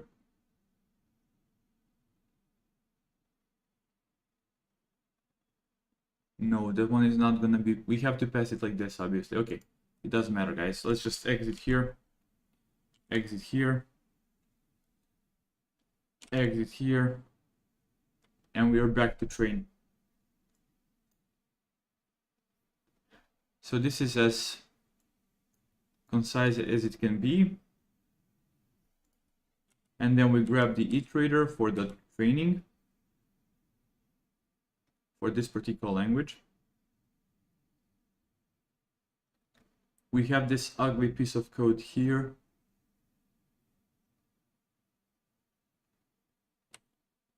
We grab the dictionary. We start sampling, we move, we create the hypothesis.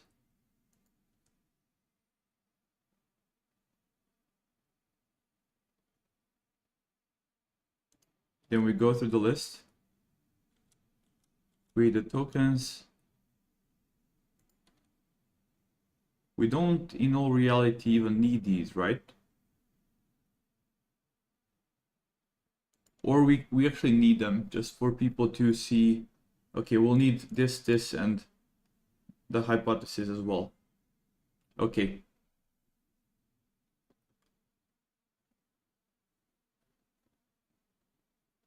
Makes sense. Now, just a couple more things to be done here.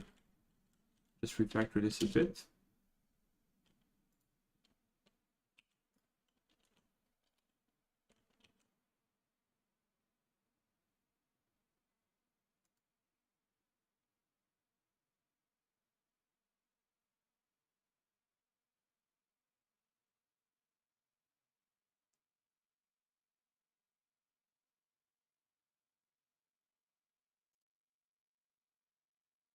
Let me think, we don't need a sample ID here, or Okay, let's start accumulating all of the generations. So we're gonna do something like this. Create a generation or no, just generations like this, and then we're gonna add some tuples here.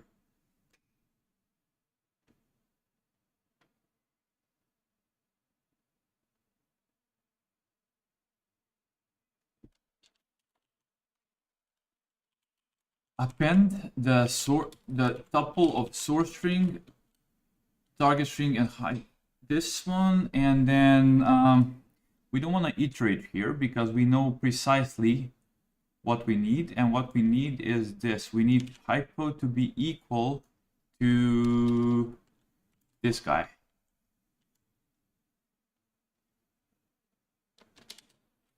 We just need it to be equal to 0. And then the best hypothesis. Okay. And then we also don't need this, and we also don't need this. Okay. We don't need to print it. We just add it here for each of the samples there. And this is going to be language specific.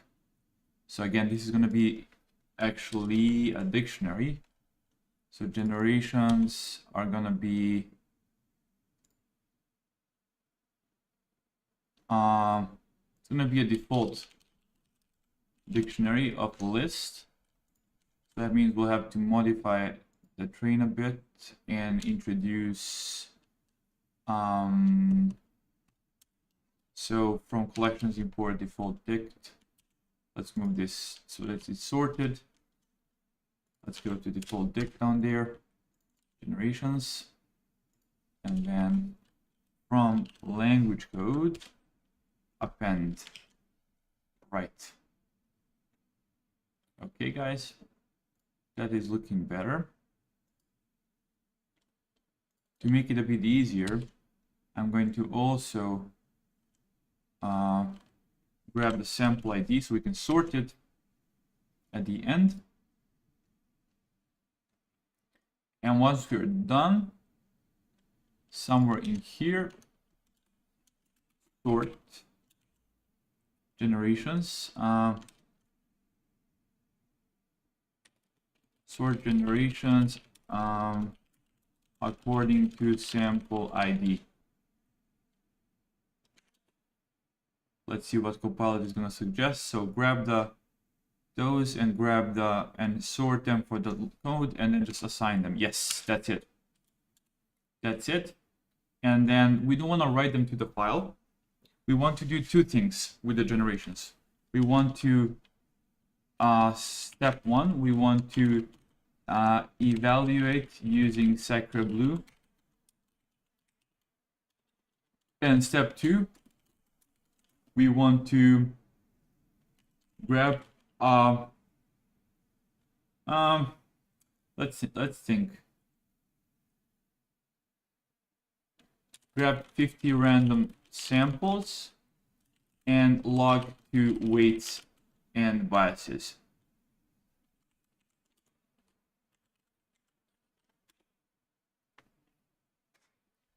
We also want to profile how long is this taking and print that to weights and biases as well. So we need a timer. Let's see how we can do that. Hopefully I'll manage to get this working for also in the FSDP case. Shouldn't be impossible. So let's see here. Let's see is there any time measurement? Is there any time measurement here going on here?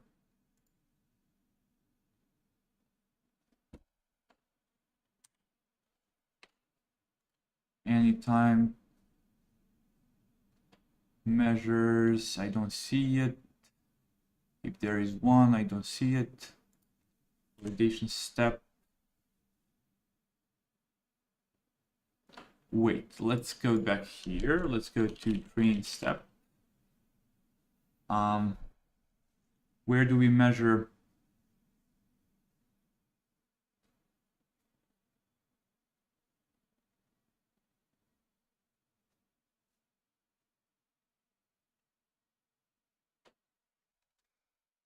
Okay, we open up the context here, and then the train step, metrics log start time, train wall.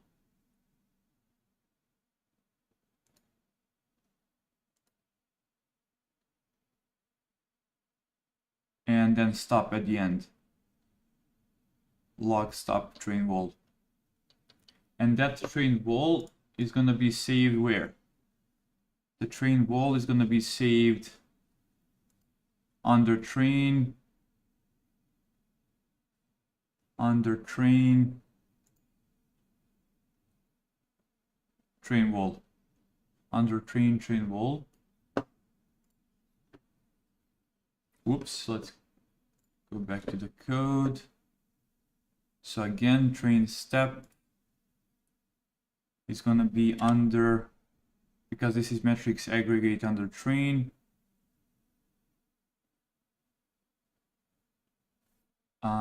And will the validation, does this one have any annotation?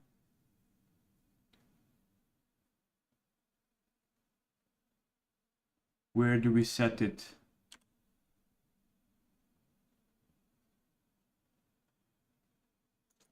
Do we have, wait, do we have validation? Yes, we do. Which means that's set somewhere. Let's see where that one is set. Whoops. Let's see where that one is set. Again, let's start with train step. We know where this one is set. This one is set here by setting metrics aggregate this. So we're just trying to find the same thing just with validation. So let's find valid. So valid is set here in the valid step. Fair enough.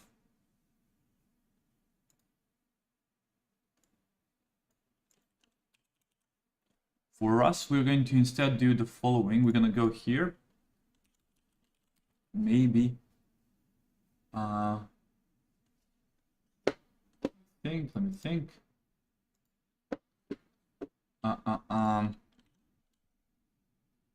Intermediate. Translate and eval. Let's decorate this one. Let's decorate it like this.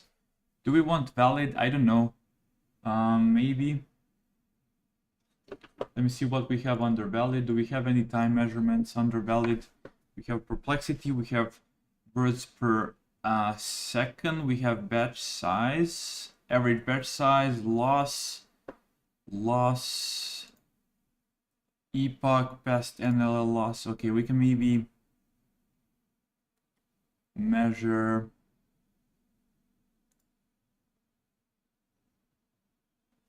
Let's just put it under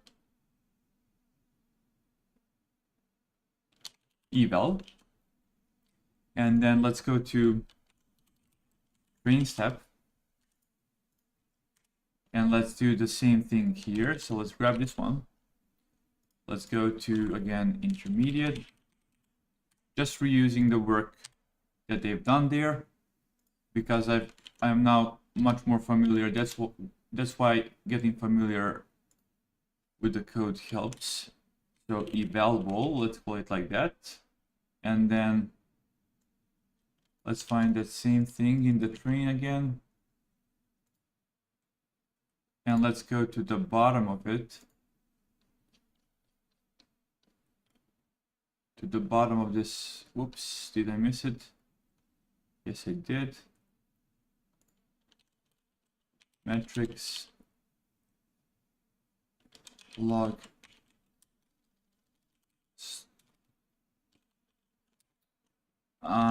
train wall. Where are you?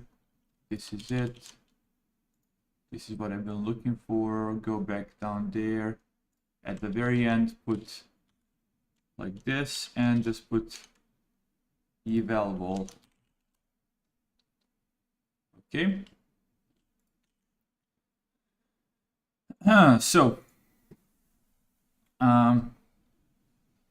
grab like maybe more like 20 random samples and log them.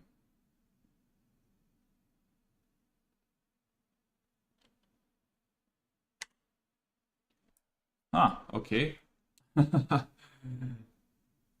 Copilot to the rescue. So random choice for this language, random 20 replace false without replacement. So original samples, we grab the sample ID, the source string, the target string, and the hypothesis string. And then we do what? We log text and log scalar. No, we don't need. Do we have log text? This sounds like, yeah, this definitely sounds like bullshit. But it was a very reasonable. This tool is just so good. It's so fucking good because it makes sense. Like this completely makes sense as a design. Even though it's not correct in this particular example, but it's like more of a suggestion. Okay. So let's now see when db. How do we, guys? How do we weights and biases log log text or something like that? Visualize text data, log almost anything.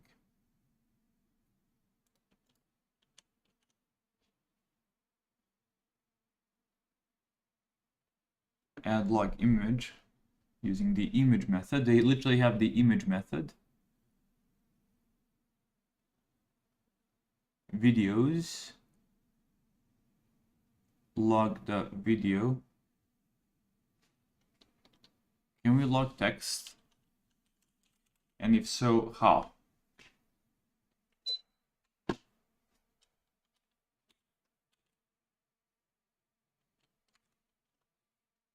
Let's see.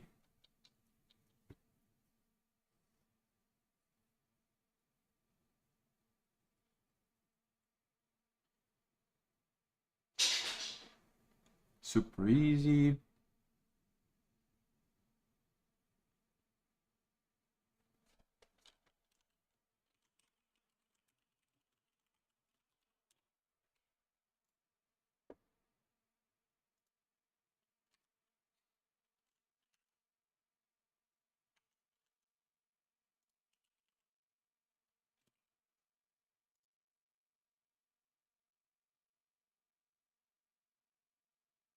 Audio, bounding box, graph, histogram, HTML, image.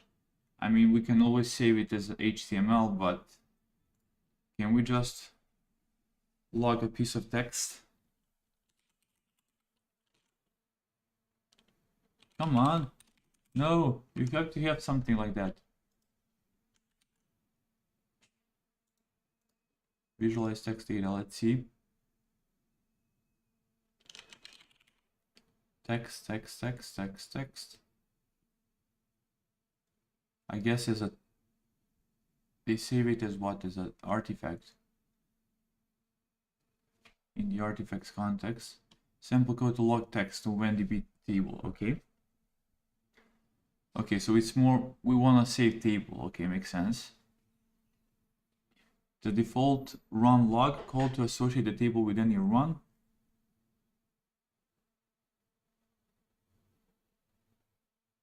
Samples for generative knowledge and training.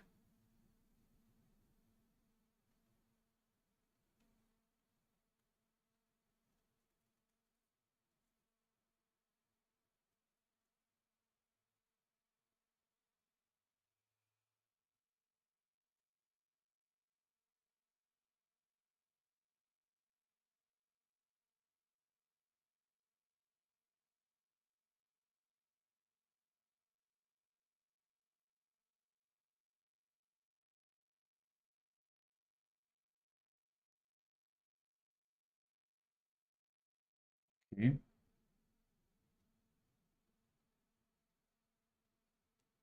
It's such a good tool, guys.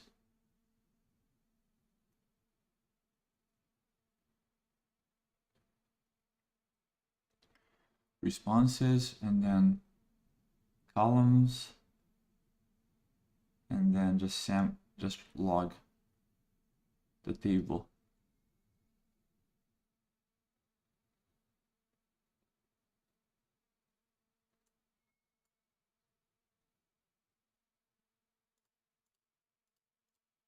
And we append to that same table.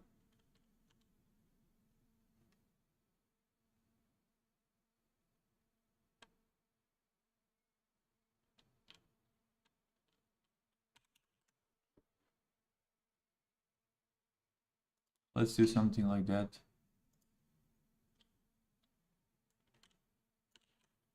We need something like this.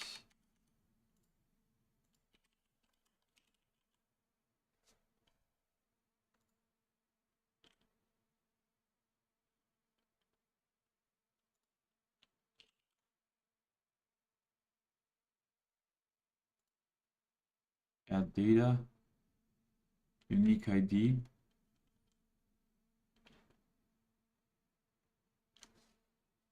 and prompt combination.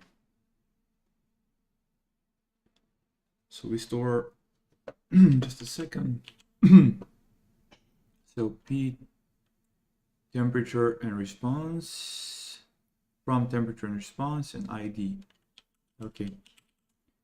So let's see what we can do here. First of all, let's see, where do we import ManDB? Here.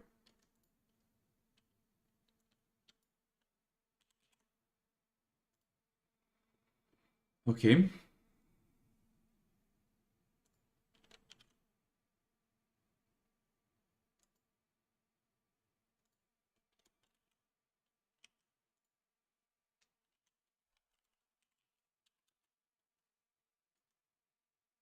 We're slowly transforming PairSec into a specialized code base. So at one point we might even just pick out what we need. Might as well. So what we want to store is what here? We want to store, we need a unique ID. Well, a unique ID can just be, I guess, let's make this enumerate. Let's wrap it up. And let's have this as the index. And so here, table, we want to have what? We want to have the source, the target, and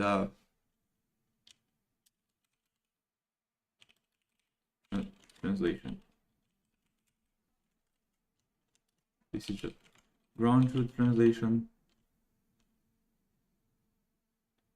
Or let me see,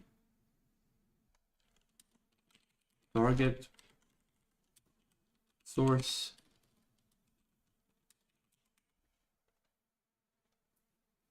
translation.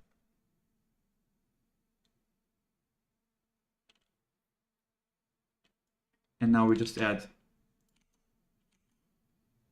to the table.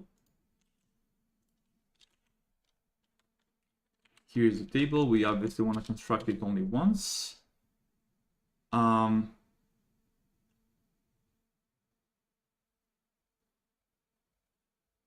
we want to fill it up, and then we want to actually log here. And samples is going to be f string, because we want to tell how much, what was the particular number of updates here. So if we grab trainer, we should be able to do number of updates somewhere. Wait, so train number of updates is just trainer get number of updates. So we go to samples,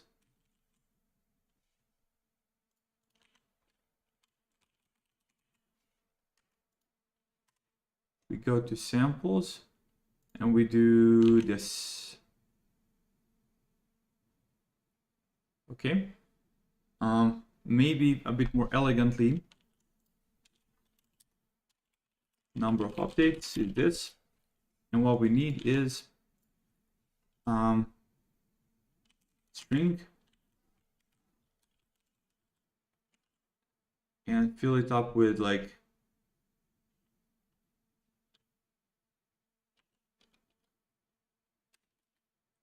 seven. Okay, this should not work. So let's add our data. We need the I, which will probably be a string. I'm not sure what is this expecting. What's the expectation from that one? ID is a string. Let's say we put a string as well. And then we need what? We need a source string. We need a target string. And we need a hypothesis string. And then we save that. Okay. For now, let's ignore the sacrebleu and let's just run this and see whether everything works as expected with weights and biases and with the logging here and here as well. Let me just think about one thing. If we just log this, we still didn't save it, right? So we still didn't save it. So we have to still, let's go to train.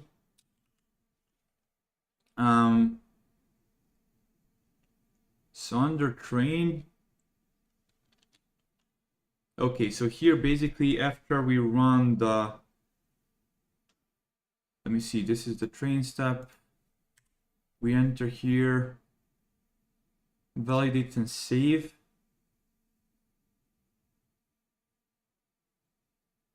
Will we be measuring stats? When do we take the stats from the validation? So I want to log the stats, weights and biases. To do that, we need to call it somehow. I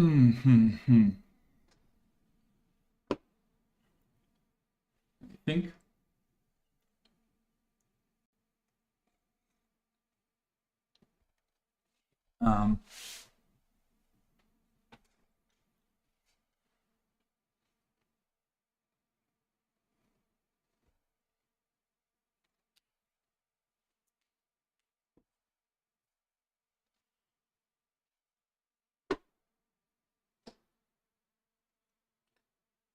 Get number of updates, number of updates.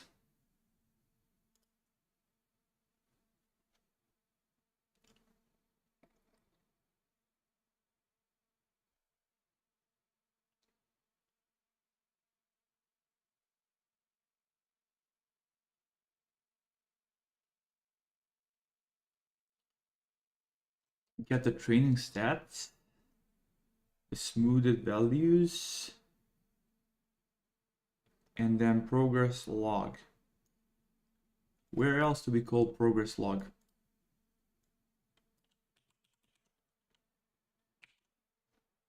Nowhere here, but in generate as well and in validate as well. Aha.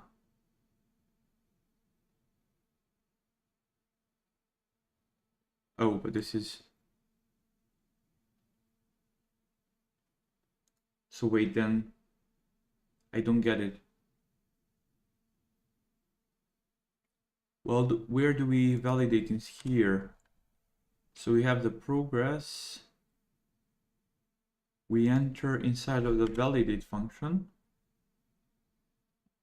And then we go through the subsets, we collect stuff. We have the progress.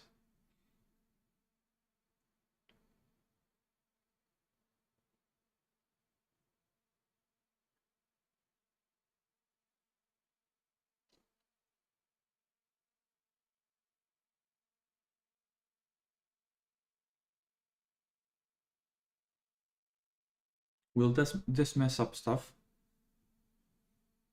Do I have to go and say aggregate under a new root?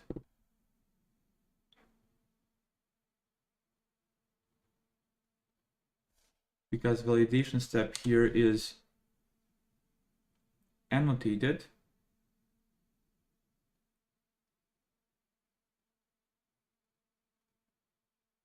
Prepare the sample, the step,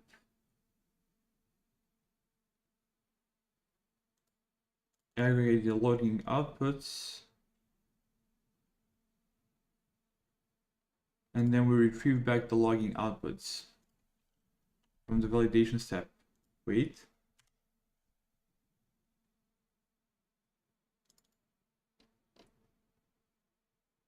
But the validation step here is not retrieving anything. Aha. So here we call the get valid stats.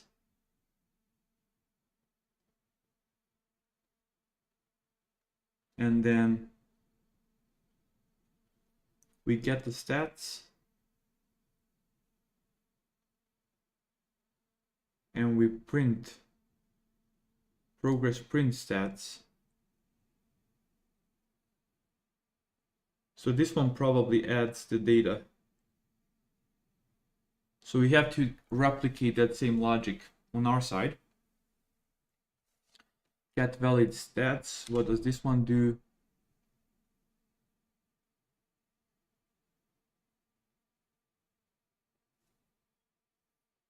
Gets the number of updates for the stats and goes back.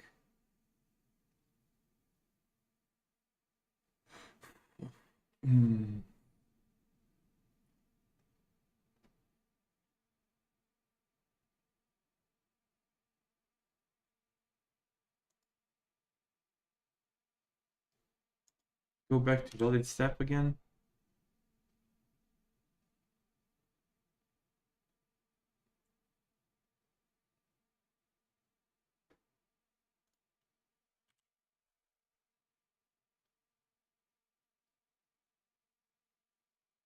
Oh my god, this is so confusing because they have hundred of these. This is just a runtime error. Okay, validation step for the task.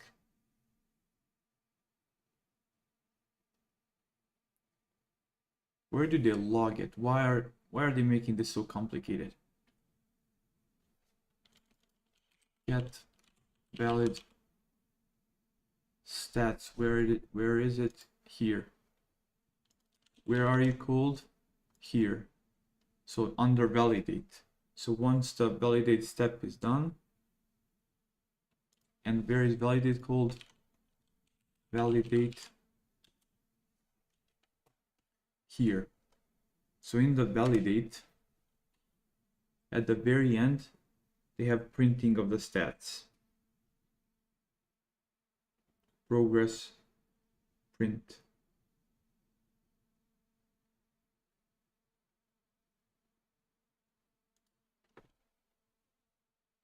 Very hard to extend this in a way that's of nice design.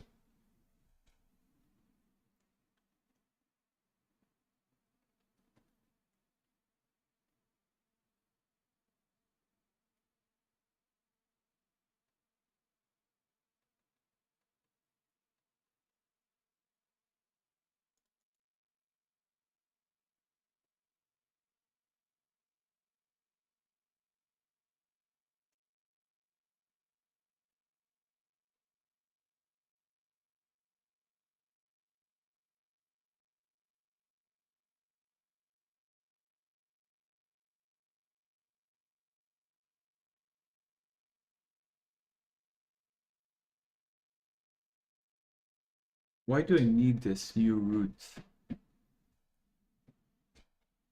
Okay, just run this. There is no other way than just to step through. Too much decision-making fatigue there. Just enter and see what's going on. So this one is This one is going to be annotated with valid.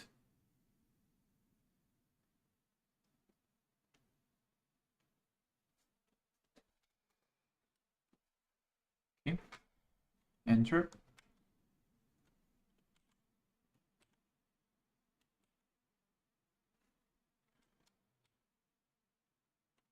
Okay, aggregate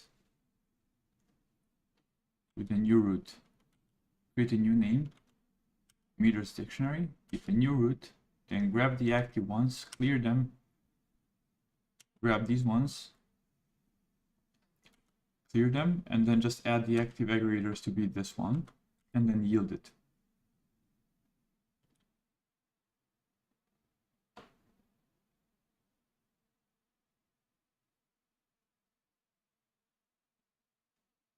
I should have stepped over. Let's go here again. Step here.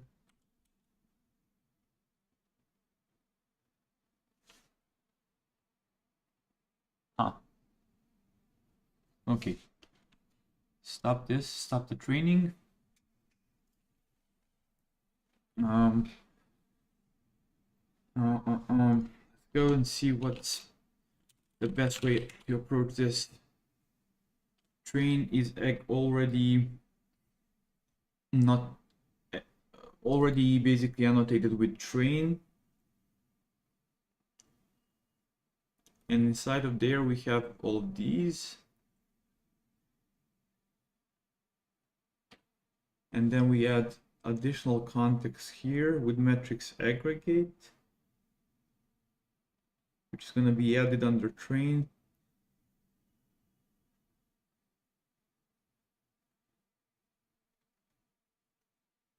And then inside of here,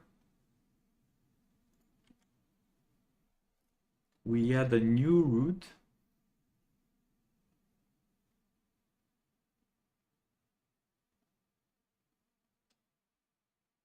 Why? Why do we need this? Why are you doing this multiple times? You already have validated this one with, I would expect that one to be smart enough. I don't think we need this.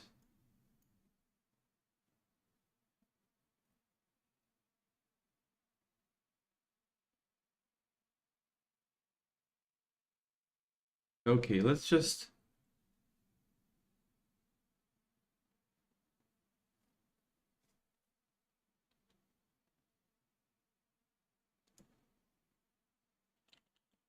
let's call this and see what we get currently for us for our code.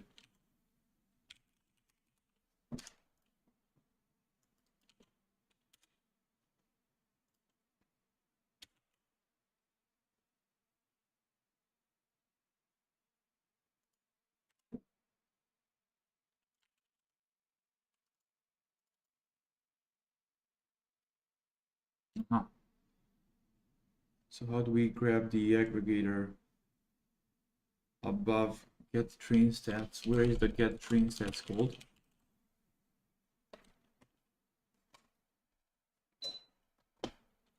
Get train stats.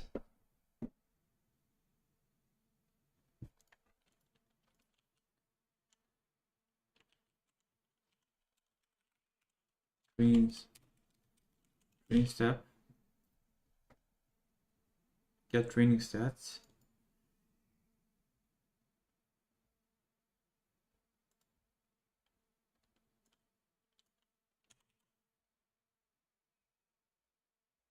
Okay, this is it. This is what we want.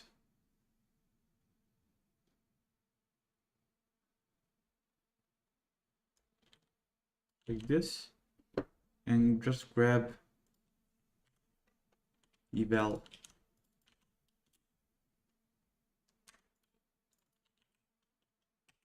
Grab it for eval, and let's see what type of stats we get here. Okay.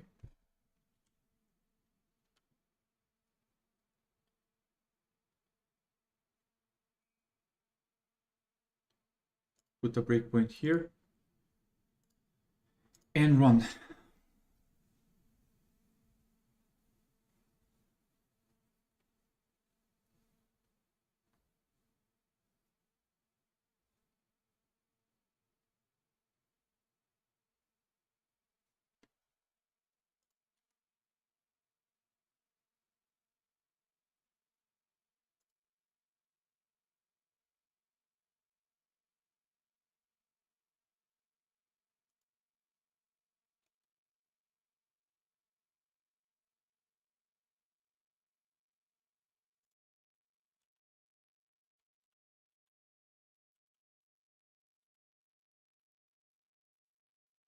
let's go. Let's run that.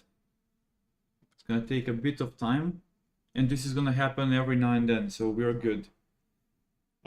Post-process prediction. Let's remove this one.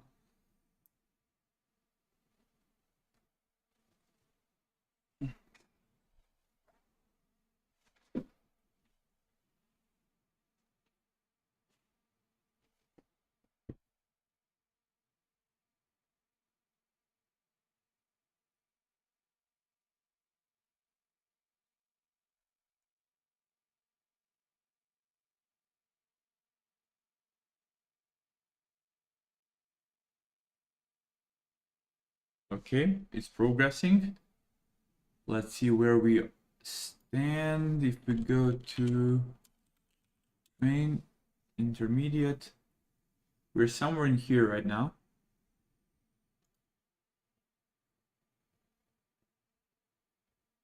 Exactly. 0.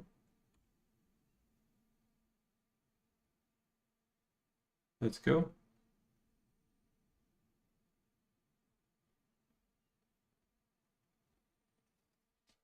As you can see, it's slowing us down a bit. That's why we're measuring the eval wall.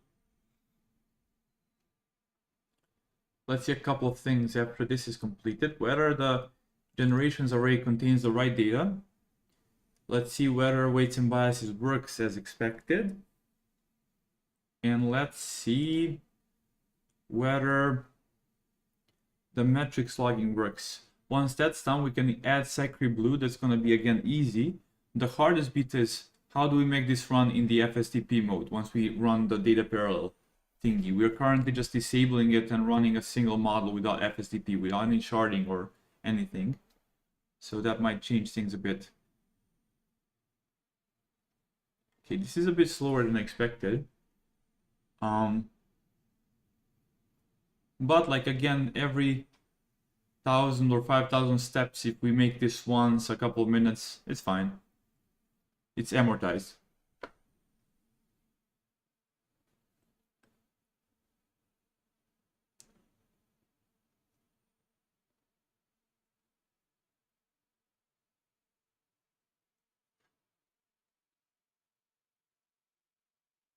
We should be printing some progress, that's for sure.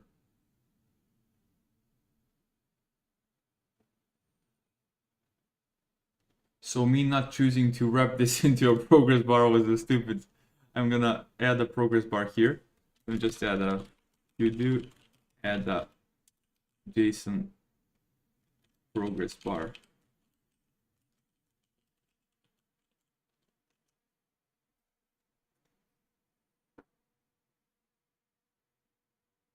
Why is this so slow? Is it running indefinitely? Let's see when maybe I have a bug where, well, other than the fact that this is now complete BS. Okay, wait, so Turkish Latin, and then what's the length? Oh my god, some food is smelling very nicely. Oh, 997. Okay, we might be at the very last one. Actually, this should be the last one.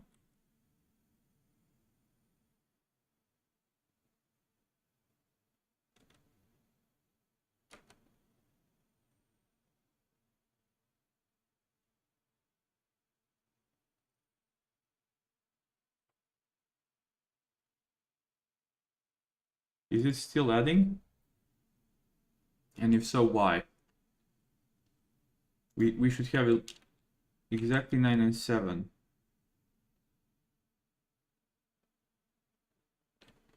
Which language code is this? Oh, wait.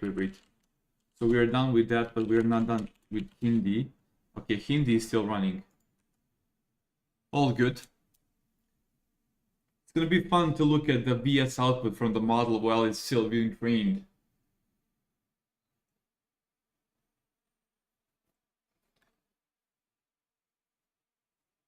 And it's also going to be fun to analyze the length of this gibberish. It should be 200 because that's what we've set in the config here. So in the config, we had this max length be set to 200 characters. So I expect we shouldn't have more than 200 characters there.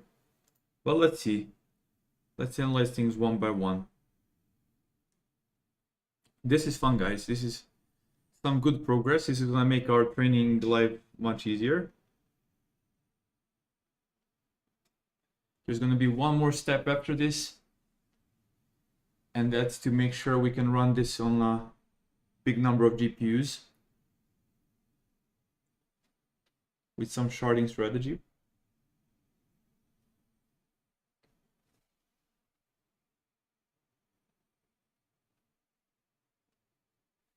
Okay, should be almost done. Let's see where we stand. 984, one more and we're done.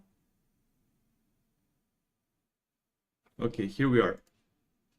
So now what we do is we grab the generations and we sort them according to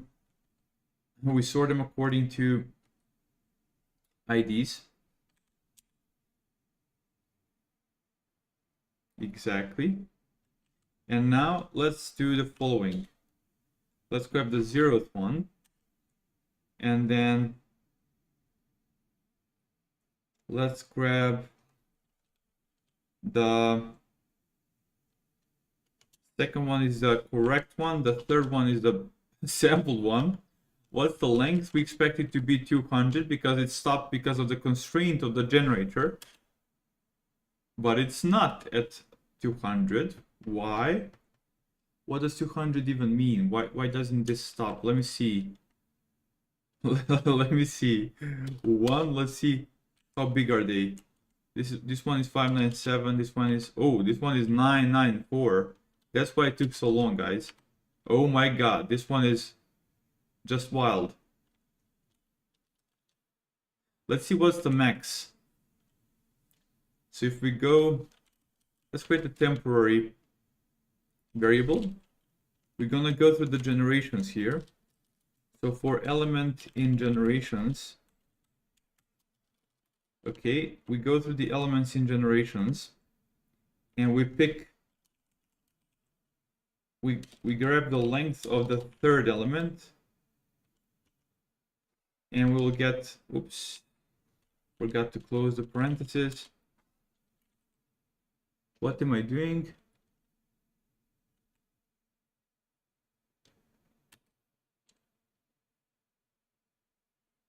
Okay, this should be not good. Let's find the max. So the max one was this one. Okay, fair enough. Let's just pick one of those that's a bit longer. I think we had one with here, so let's just print this one. Inputting, October. Interesting. With this weird diacritic on top of the middle O, October. So why? So, okay, something is weird. So first of all, I did expect. Wait, do you spell October with? First of all, you have the first letter should be capital, and then I don't think you guys use diacritics, right? Yeah, well, some language. Wait, you speak German. Why do you think? Does German has a diacritic on October? I didn't. In that case, I'm confused because I thought it doesn't have it. Generator is generating sequences longer than 200. Why? Debug. This is a to-do. I think we have a couple more to-dos. Use a fixed data set. Second to-do is going to be the progress. This is going to be the 2. Ah, you didn't see it. No worries.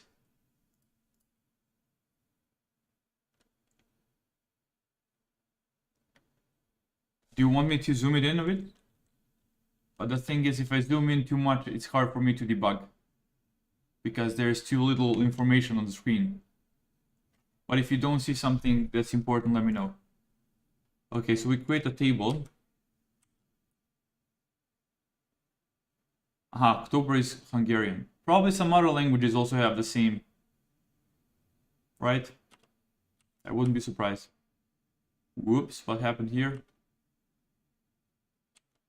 What happened is this crashed. Must be one-dimensional. What are you doing? Why are you opening this up?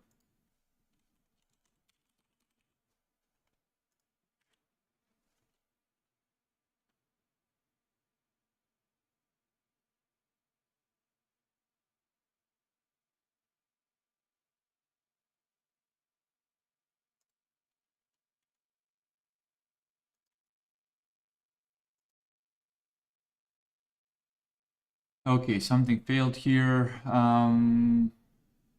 Let's debug stuff that we noticed. We're gonna slowly iron this out. So, first thing, progress bar. Let's make this a bit more tolerable. I'm gonna put the breakpoint here as well, validate. So progress bar should be around validation steps. And every validation step has a single sample, okay?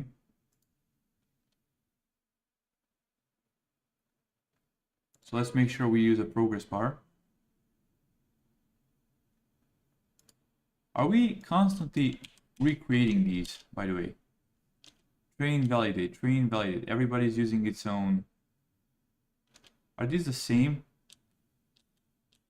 I suspect they are. Let's see. Let's copy paste this one. Let's go to the second one. Train. Are they the same? Iterator, log format. Okay, we're missing log file. Epoch. Then we're missing a prefix here. TensorBoard. That one is the same. Default log, that one is the same. VenDB project, that one is the same. VenDB run name and Azure. This one also has Azure.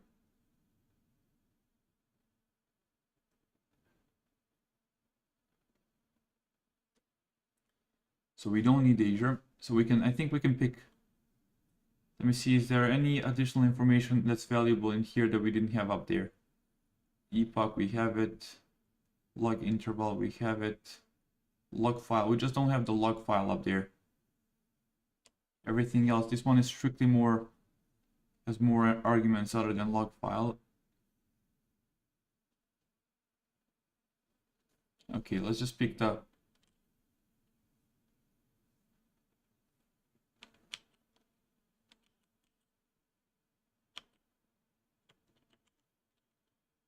okay, let's go up here. Iterator. Let's map it. Do we do this every time? Validate. Do we have to construct this every single time? Validate and save.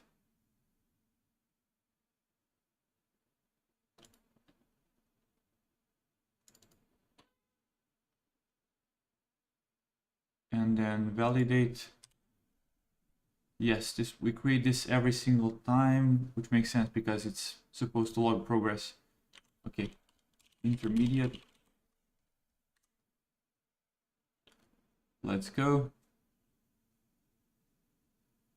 Epoch iterator. We can put it like eval on, and then instead of subset put language code.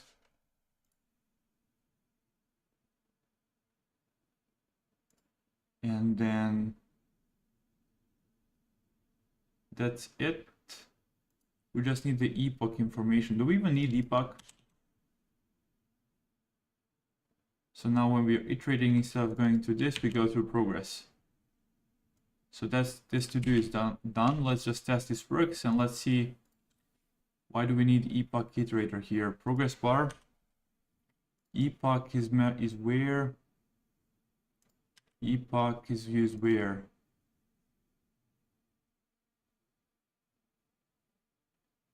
Okay, so epoch is used as to store it here, and also to get the precise one so we can format the stats. Okay, let's go to train.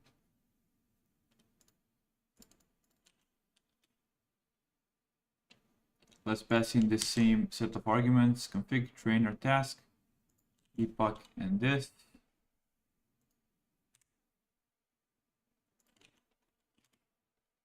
That should be it, right? After task comes the epoch, after task comes the epoch, and then valid. Okay, that's it. So now we should have that one sorted out.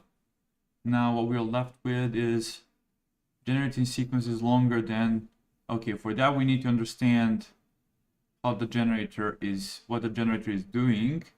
So let's go to the inference step, put a breakpoint there, and try and understand why is this sampling such a long hypothesis. Run the train.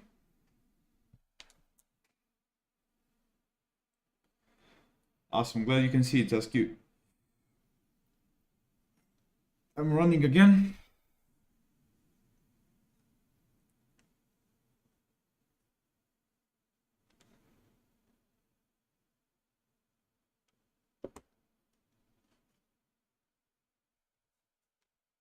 Okay, here we are.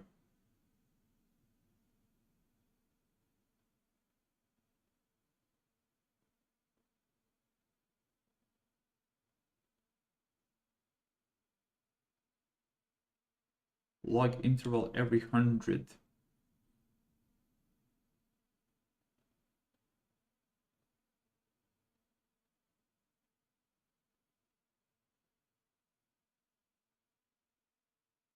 Okay, let's see. Let's enter here.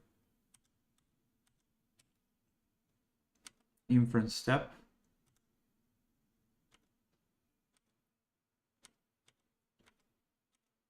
Source tokens.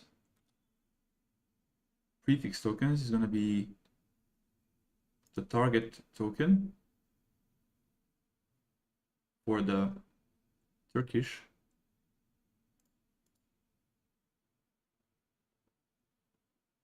And then we expand it to the batch size, which is 64 apparently.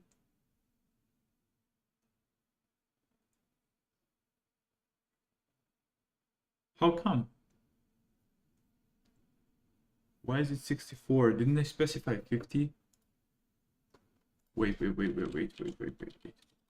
Something is weird. Train. Didn't we specify 50 somewhere here? We did not. So it's picking. Wait. Why? Don't we have in the generate config? If we go to generate config, this one should specify number of max sentences exactly. So if we go here, I was expecting to be generating 50 at the time, or I'm misinterpreting something here. Generate script. Let's go and find the max sentences. So the batch iterator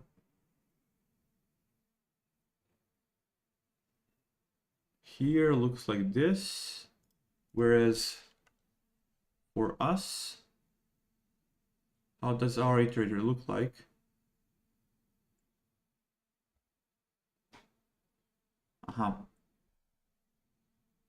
For us, we just pick up the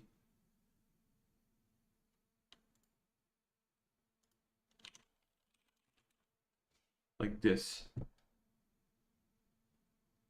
Oops. Not really, wait.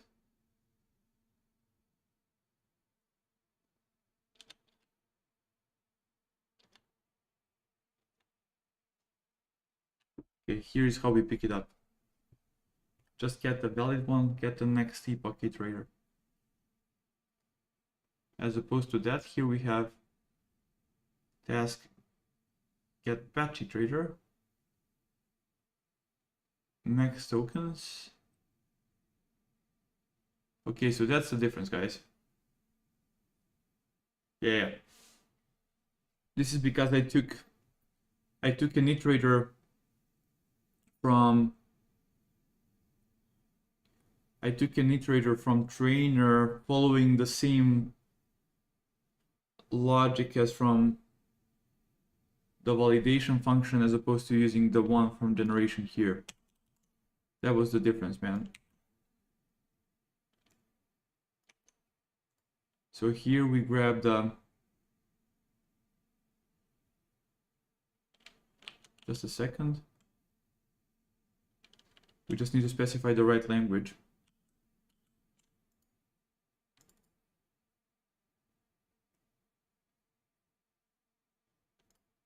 And then, so the thing here is, we only have a single language. Here we have to be a bit more careful, so we have to pass in a language. Again, let me just see quickly. Yes, I think we have to specify a particular language here. Okay. And then max tokens, this should come from our config generation. Actually not, wait.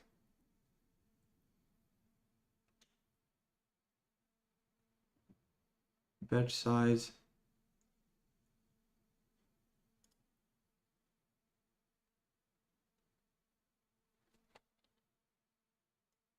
So this should be config, and then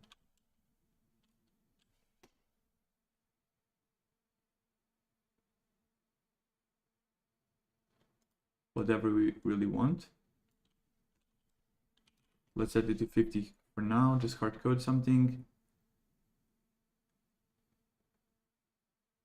Will we have these values?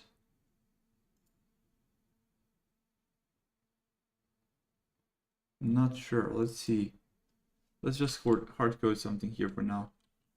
1, 0, let's just get it to work and then we can fix it later. Ultimately, it doesn't even matter. I mean, we can do it the way we've done it before. It doesn't have to go like this. The issue is not with the iterator for us. The issue for us is with the generator. Why do we allow long generations? Number of workers, shard seed, ignore invalid inputs,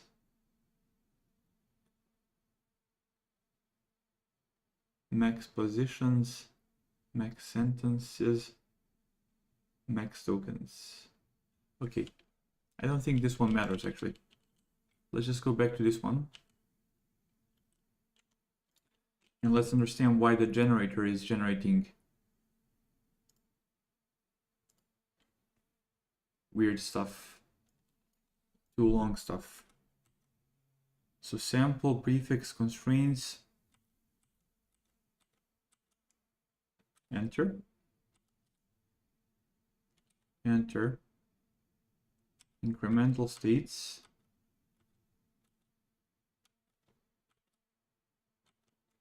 get the lengths, batch size 64, beam size should be 5 exactly. So constraints none, and beam size could it be that this here is, we have to specify some constraints like lengths or whatnot.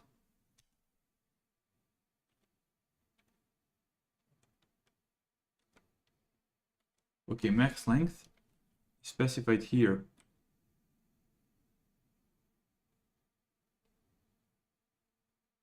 Whatever is the minimum between these two. So it should be 100. So why is this not used? Let's see.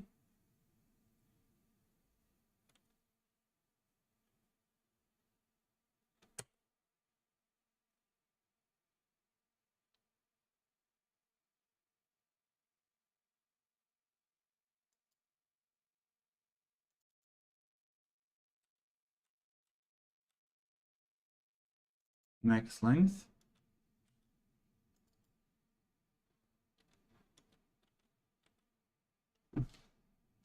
Max length, and then EOS also, and padding. Why padding?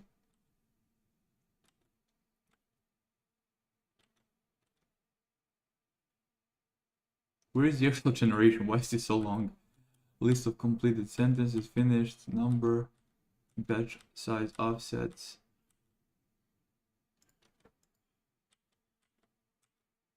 Sample. Okay, so, what?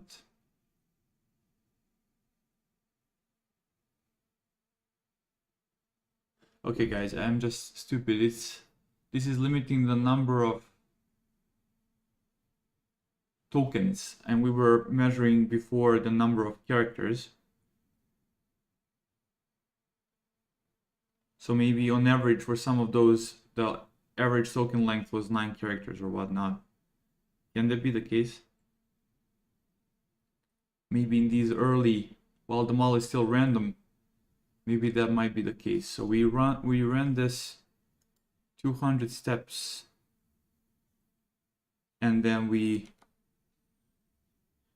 come here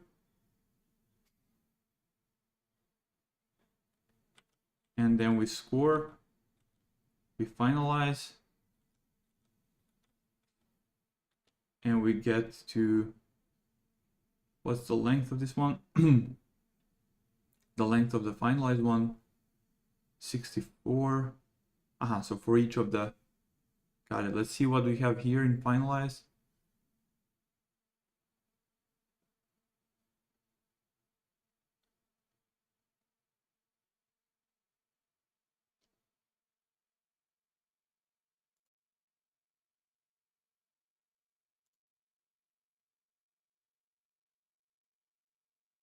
We just have some dummy ones, I think, at this point of time. So let's see if we grab finalize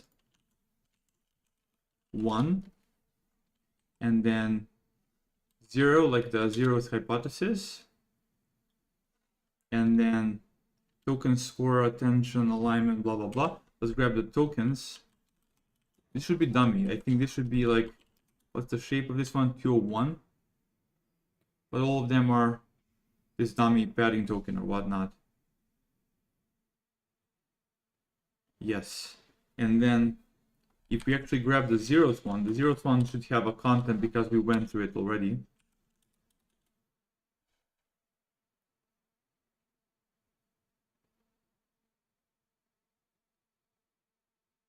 Wait, what's this? Sentence 1. I don't get it, wait.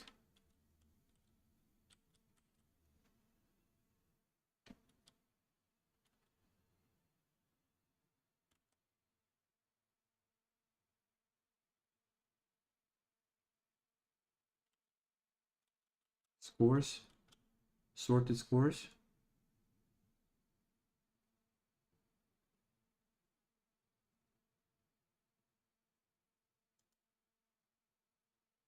What did we fill up in here? We were doing the steps, log props, prefix,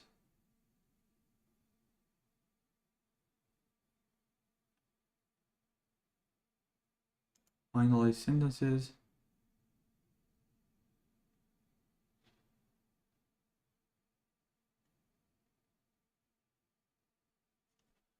A list of integers. Let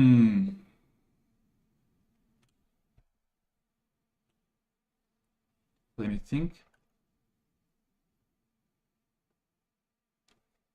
Finalize sentences. We should be adding hypothesis here. How does one use the log probabilities here?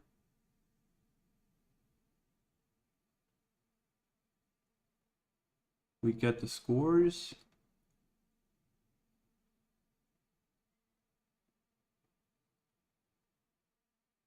We search.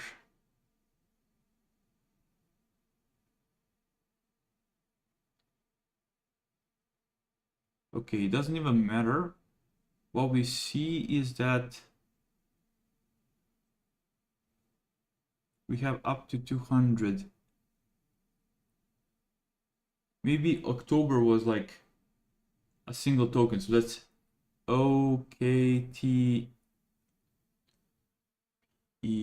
like 7 characters and then times 200. That's why we see like 1400 there. Okay.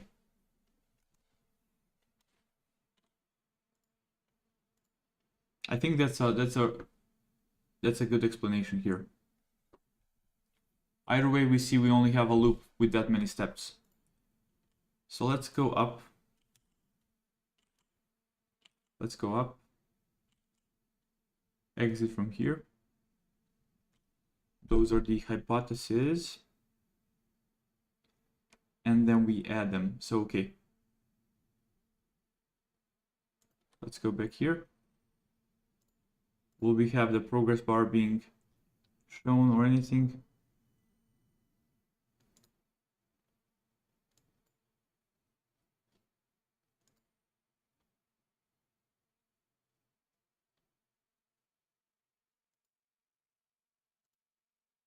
We're not seeing anything here, guys.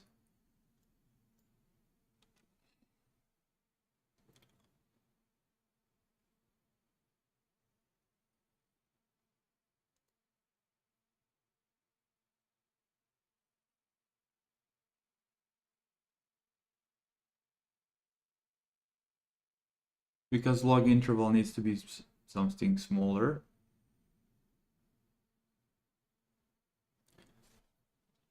By doing this, we have every 100 steps will print something.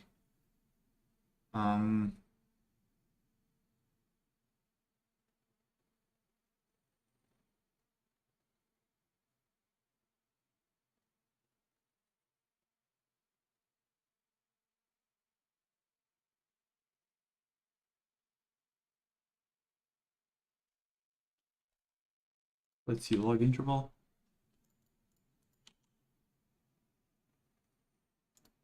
JSON bar, log interval. Only when the steps are. Let's put a breakpoint here quickly.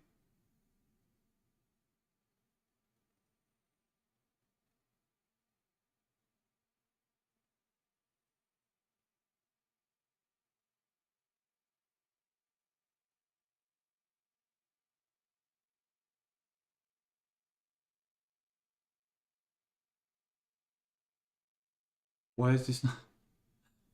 What's going on?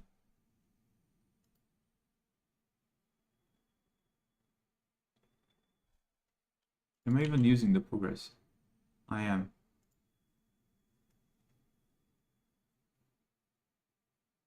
Why are you not hitting? What happens when we step into the progress?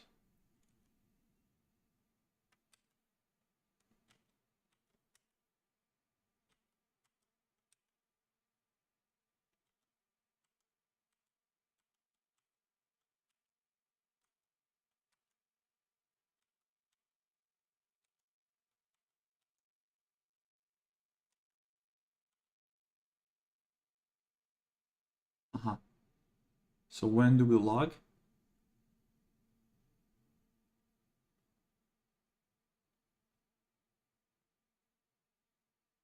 Do we have to explicitly call the log? I think we do. That's the thing.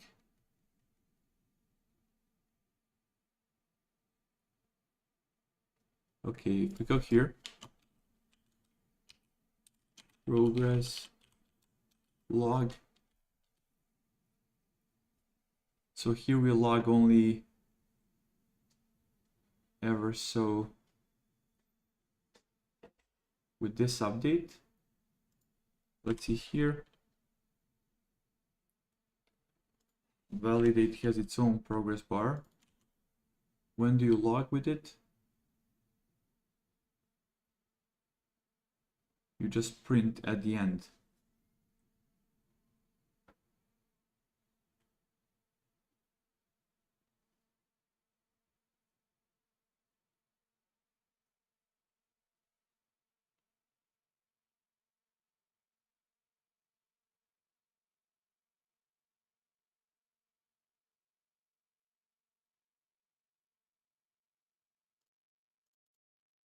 Okay, because of the stats, you'll need that.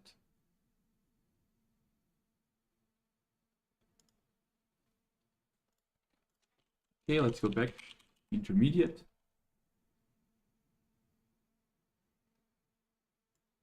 Let's let it run.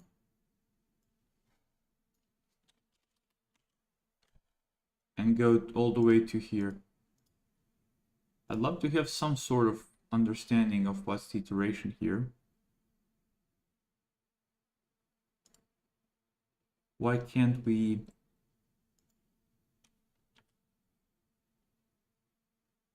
Can we just force the log?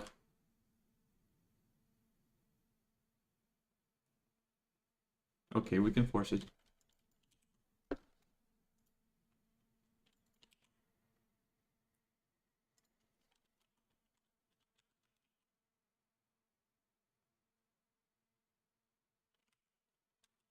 We just do it like this. What do we get? Log requires stats to dump them. To get the stats, we have to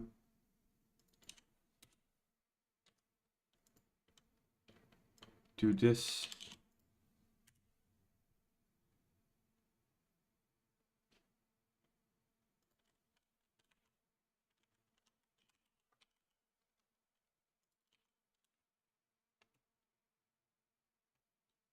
And then with the right tag, log with the tag train inner, and step is number of updates.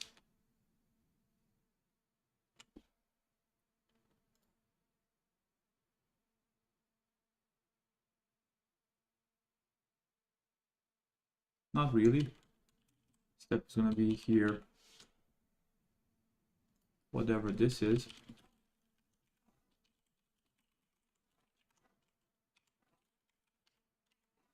This is a step.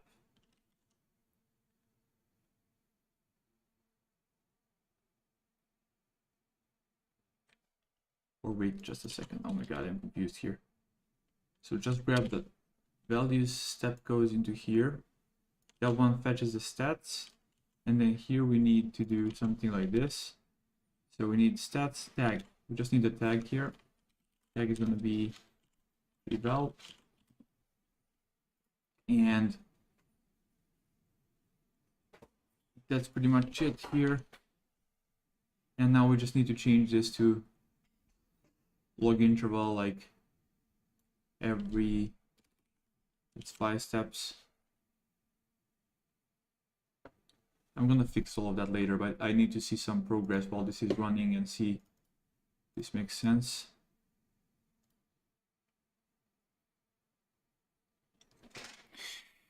Okay, we have higher priority stuff here, but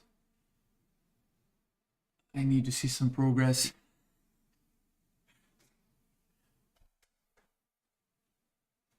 Print it out on the console for me. Okay. Let's go. Here we are. First of all, let me see what this one training stats does. So it just grabs the, okay, grabs the wall. And then this logs. This one will also log to with snap. Okay. A couple more adjustments here. This one should not be weights and biases at all, nor TensorBoard. I just want a JSON. I just want a JSON one. So I just want to have log format be JSON, that bar, and then we return that bar. So we just need the JSON bar. So let's go back here. So log format is JSON with 5. Epoch. Here we pass in everything we need to JSON bar. We need iterator, we need epoch, prefix, and log interval. So those 4. We need those 4. So again, iterator, epoch, prefix, and log interval. Okay, and this one picks it. So iterator log format and default log format. We don't even need it. What's the default log format?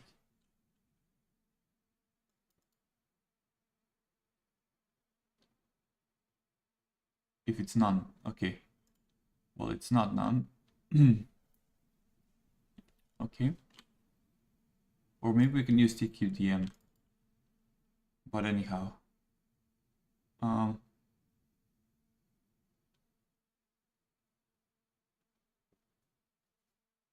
I mostly use Python, like this.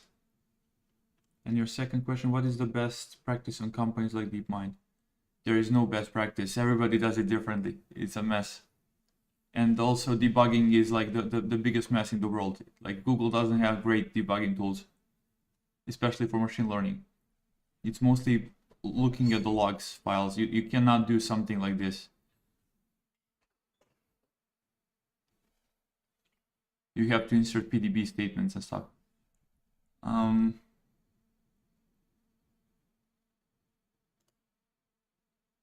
Is this everything? Do we even need all of this with the for JSON log? So for JSON bar, its log requires, okay, stats as well. Okay, so we need to pass in the stats, but I need to understand what does this one do. This one adds to the existing stats, adds a couple more things. No, we don't need that as well. So okay, we don't need that. So what we need to do, guys, is just just grab the stats from here. These are the stats. And we put them right in there. That's it. This should now be good. Took a bit of thinking from the first principles instead of copy pasting the code. I think this should now work. DataCube, I hope I answered your question.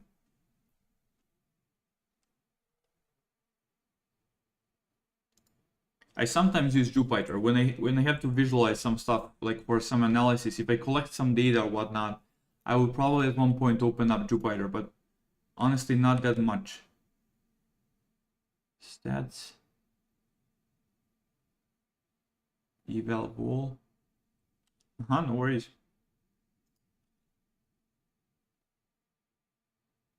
Okay, let's now let it run and see what we get as the output here. So every 5 steps we should be getting some output.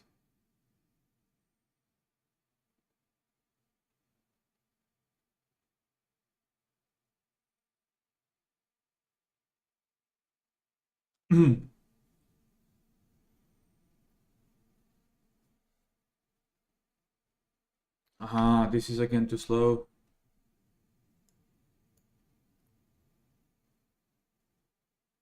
Okay, here we are.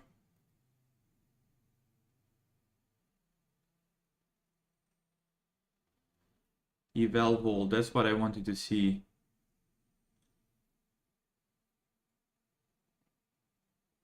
Epoch is kind of irrelevant.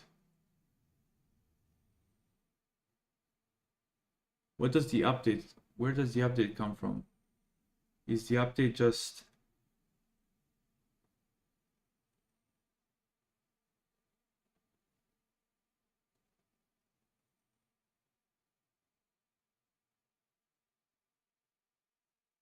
Don't we have like... We have 997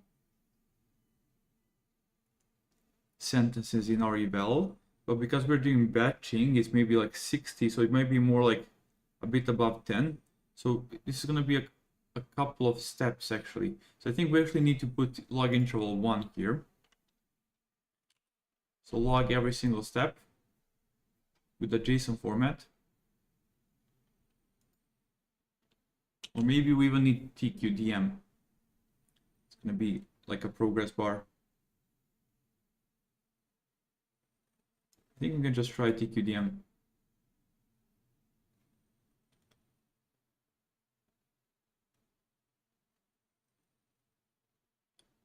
Okay. Let's just create one table and make sure this works. So 153 seconds.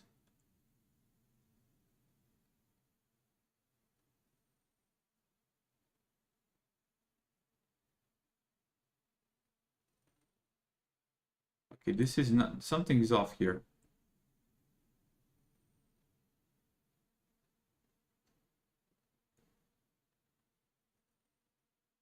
This one triggered.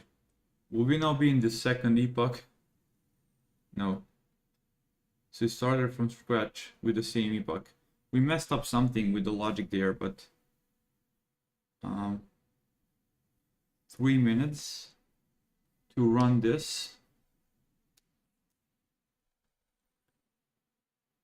Again, we are running on 2000 sentences, like effectively of Turkish and Hindi at the moment.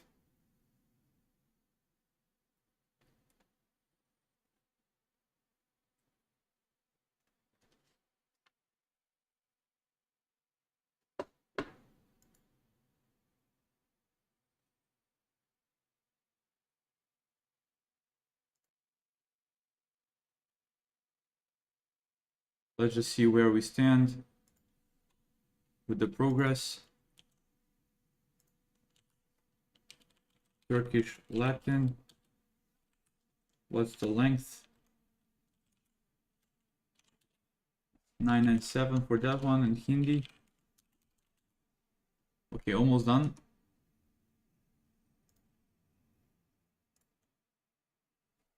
So this is definitely a shitty way to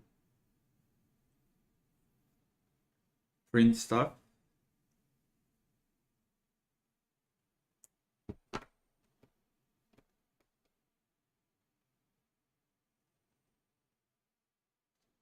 Why is it saying eval here? Because we specified eval here, or because what?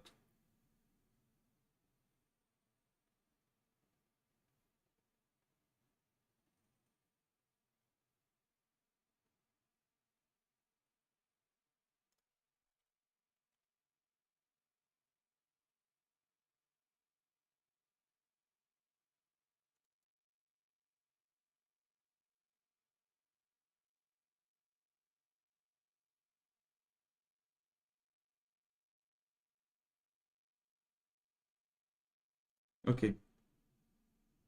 Step over this. Step over this. What do we get when we do this line of code? Temporary. Random G. Okay, must be one-dimensional. So that was the error that we got before as well. So line code.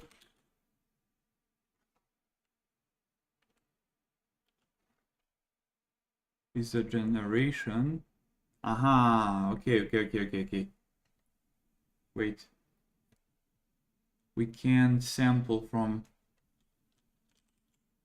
tuples like this, apparently. So why not just yeah. Okay, so there is an error here. We just need to sample the IDs. So why not just sample from like the length of this one, and then I guess range. Sample the indices.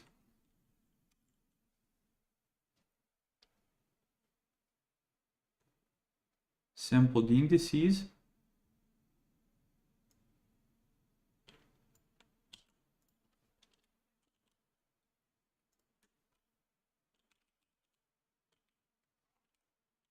And then I guess we have to do something like this.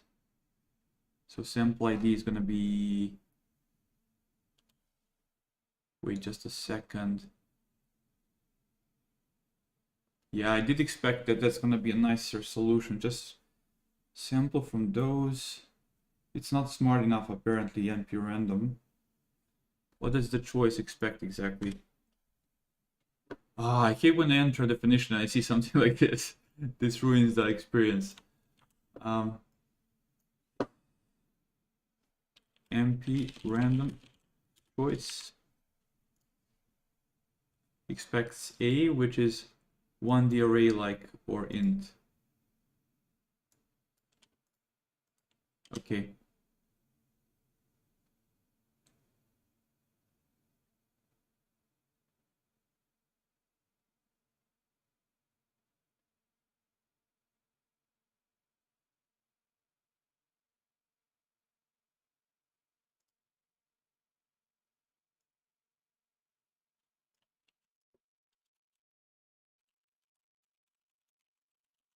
Let's do it like this.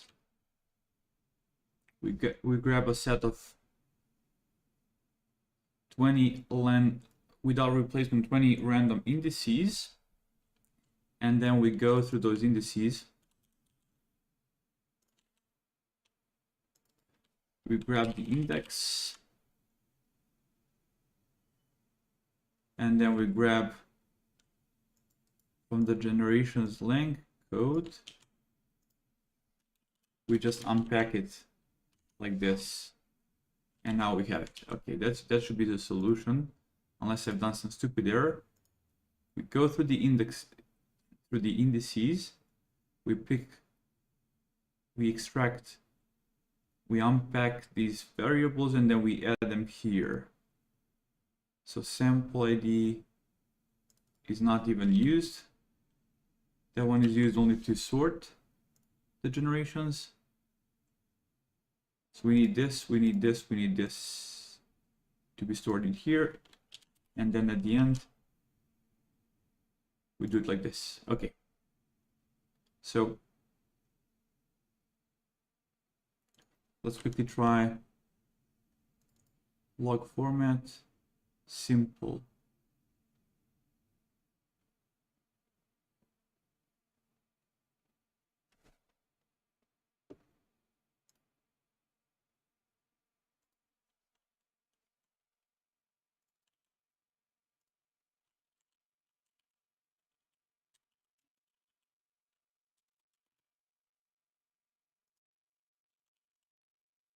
Okay.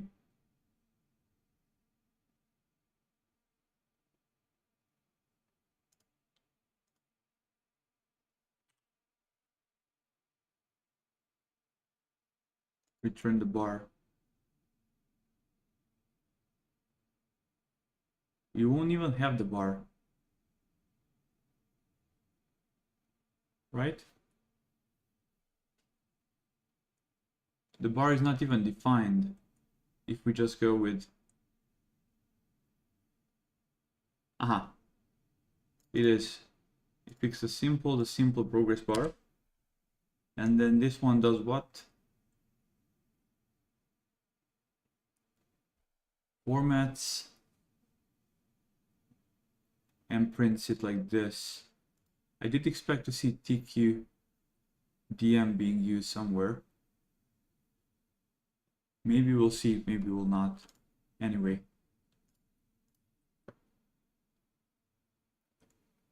I think we've fixed some aspects of it. Running the train. And this should now work. Weights and biases should work. We have correct generations, so we're just struggling with logging progress. Funnily enough, we're mostly struggling with logging progress.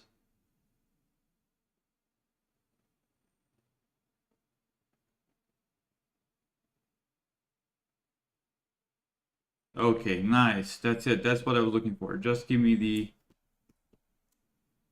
progress bar like that. Exactly. Okay.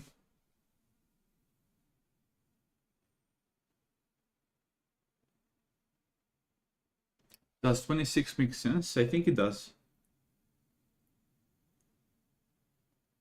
Because 26 times the batch size of these are, let's grab a sample net input source tokens, or just we see the number of sentences. No, there is no mention of it, so we have to do shape 40. It's now 40. Let's go one more step.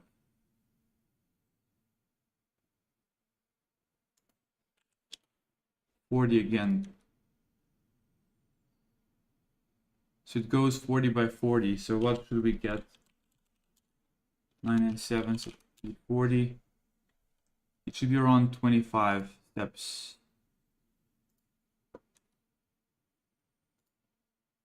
And here we see 26.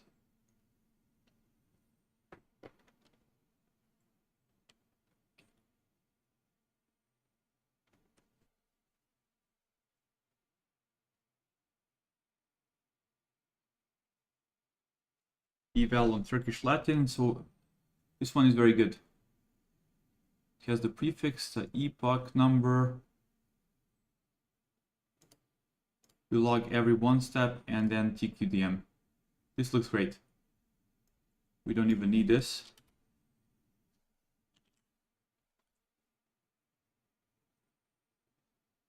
Let's just wrap up a couple more things. So let's make sure weights and biases works. That's A, and then B, let's make sure we have sacrebleu, and then finally FSDP. Guys, quick break. I'm gonna stretch my legs while this is running. Let me just put a note here.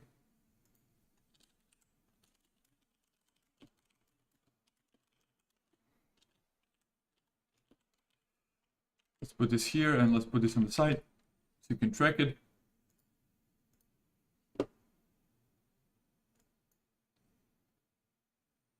Okay, now it's starting to do the second one.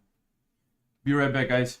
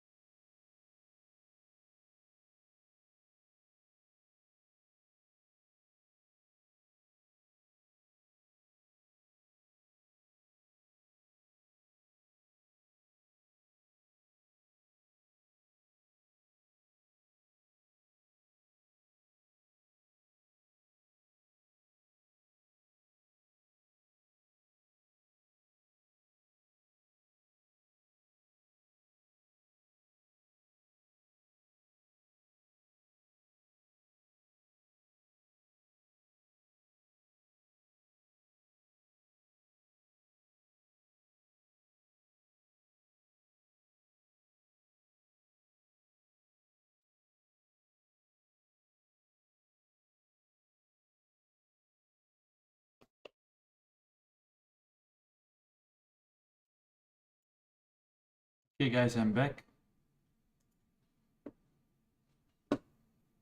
Did this finish? Yes, it did. Run, sort them, create a table, sample random indices. Okay, and then we go through the indices, we grab the generation, get this one, get this one, get this one. Ahi, mahi, mahi, mahi, mahi. Nice. Why not? Run this, number of updates, create, and log. Let's see. Let's see what is going on. Where is the weights and biases run? Here it is. Let's open up a new link and find more runs. We are looking for a run. I think this one is called a test run. And then how do I find the latest one? Because I'm very creative in my naming. Now I have to suffer the consequences. Oh, nice. Tables. Wow, weights and biases is so damn good, guys. I'm not sponsored to say this, by the way. It's really magical experience. Just appears here. Here it is. We now have samples of our data. Let me share this with Discord.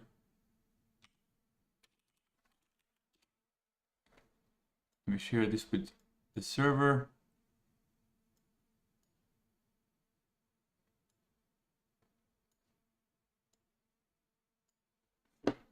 Just snapshot it.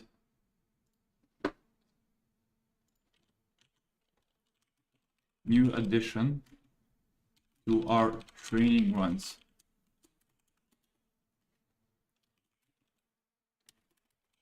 Every n steps will be running translation on Flores 200 and see the samples as the training progresses. So we can better correlate loss with actual sample quality. I'll add sacrebleu evals as well. So far we only had loss valid training.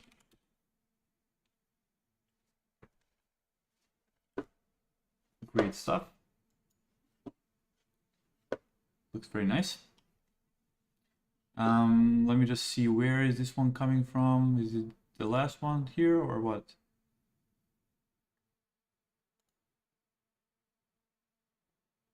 Okay, this is the one. Let me just paste it. You should be able to open this run and see the table. This is just a simple test run. Okay.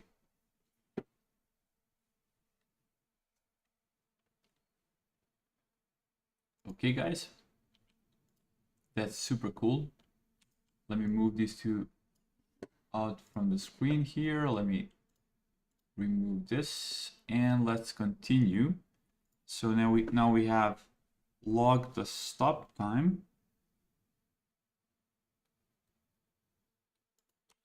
And once we're done with that, let's exit from here. Let's exit from here. We grab the values and we just log them. Let me see. So we have the values. It's just the eval. And then we actually don't need to do this. Okay, I just realized how all of this works. So we don't actually need this. We just need to go here. Once we stop this, we grab the actual values. So these are the stats, and then well, then we have to log them to weights and biases, but let me see how the other code does it. Step 2, grab 20 random samples and log 2 weights and biases in a form of a table. Okay, let's go here, eval. We don't need this. How does the validate? How do they do it? Let's enter here, progress, get the stats, and then just call the, apparently they call the progress print, and this should sort it and save it to weights and biases as well. But for that we need weights and biases bar, which I would love to escape somehow, and they just directly call it. Let me see. So progress print, let's go to the progress bar. Let's go to the simple one. What does the print do here? Calls the string pipes, okay. And then again, simple progress bar. So grabs those as a postfix and then just logs, okay. And what we care about is actually not the JSON bar, not that one, but we care about the weights and biases progress bar. And when we call print there, as you can see, it calls the log to weights and biases of all of the stats with the tags. So can we just instantiate this as a dummy one, and then let me see, log to weights and biases. I just want to keep the same format.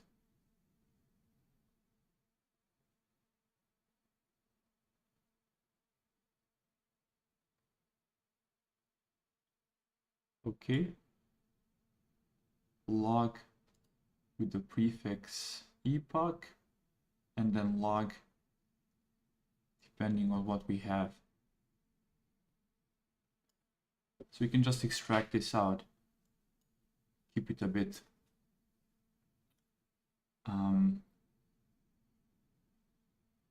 yeah.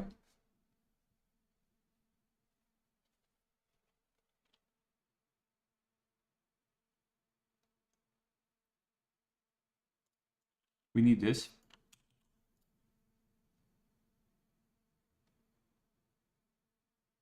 And then we need this.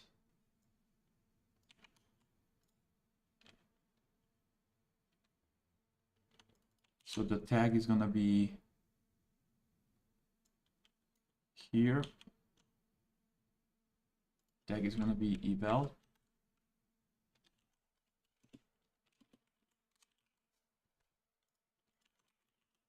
Eval.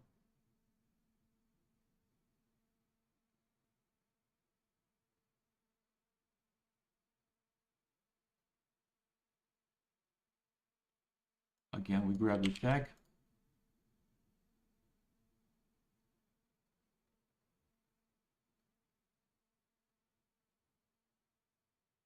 We grab the tag here as well. Then we form the prefix.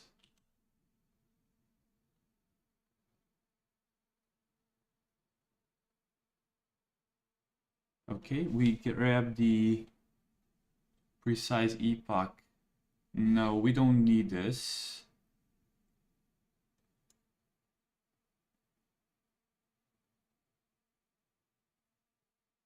We just need we just need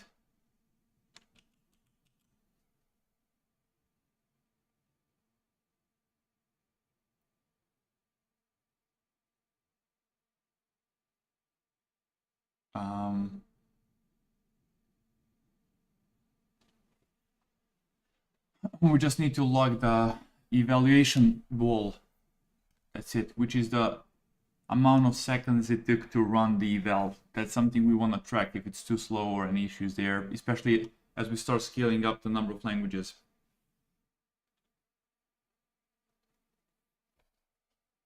We'll be able to parallelize this. Currently, I'm just running this on a single GPU. It's a bit slower. Once we parallelize it, it's going to be much faster.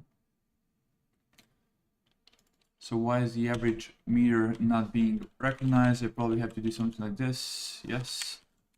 And then I guess this is not the case. Let me see, go back here. How is number defined? Number, okay, the number is just like this.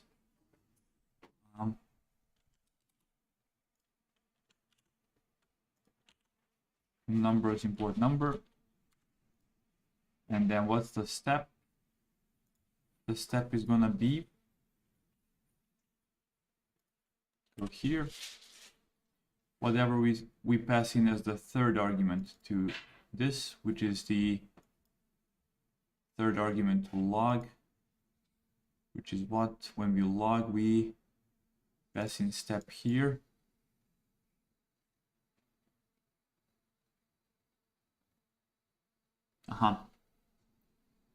So we'll need something to write on the x-axis, obviously.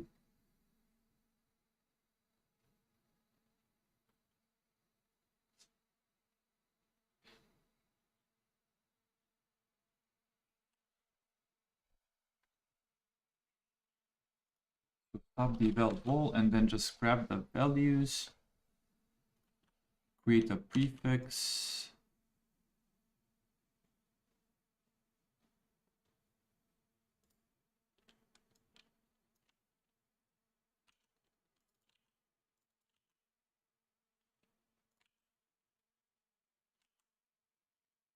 The stats. Will this stats even have number of updates? If not, why not?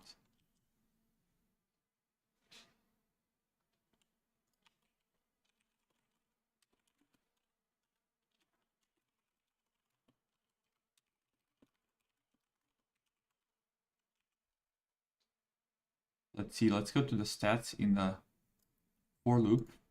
Let's rerun this. Again, set this to train run. Let's see how this is gonna look like.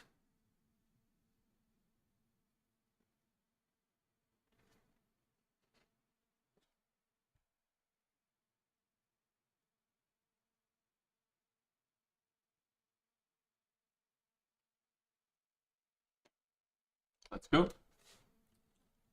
Here we are. Grab the stats. So it just has the eval wall. Why? When we're doing validation, I mean, we can always grab the number of updates directly, but let me just see something quickly. When we're doing validation,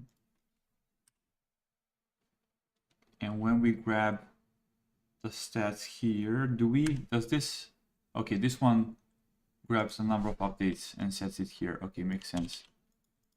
Let's just go back here. So number of updates, any mention of that? Yes, here it is. And then just add two stats. Number of updates is this. And then we go through the keys.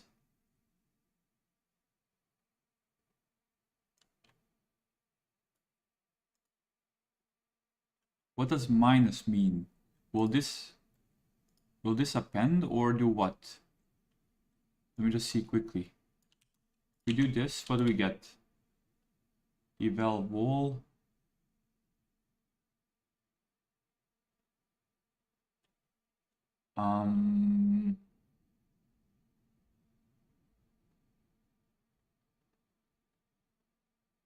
And the step is actually going to be number of updates here as well.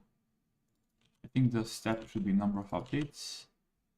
Let's again see quickly. Validation. Here we are. Validate. Get the stats. And then print it. And step is just number of updates. And subset and stats. That's it. Okay, go back to intermediate. So we are here. This should be number of updates.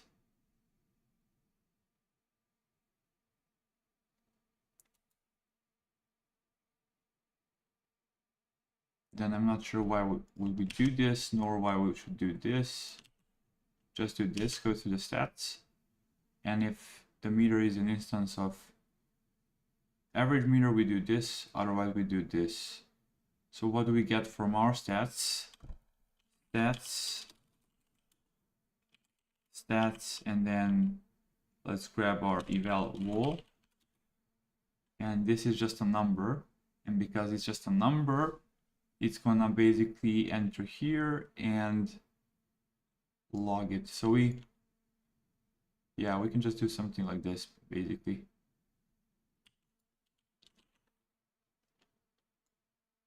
Because we know exactly what we're doing, we just need to log with the right prefix.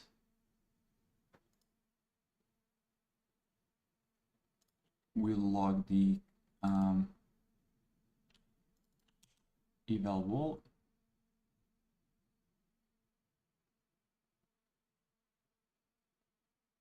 And we grab its value from the stats.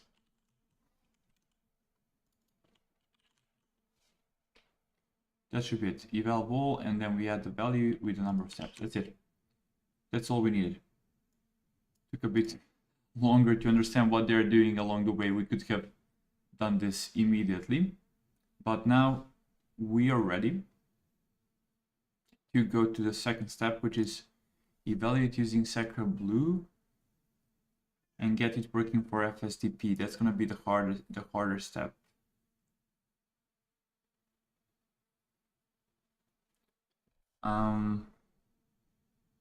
So ideally, I would run sacrebleu through Python API as opposed to having to submit it using their command line tools. If you take a look at here, this is how we're currently using it, sacrebleu. So they have these commands that they run on bash, basically. So post process command is here, bash, blah blah blah, do a bunch of stuff, dump that to the output file, and then once you have that, then they call the command tool sacrebleu.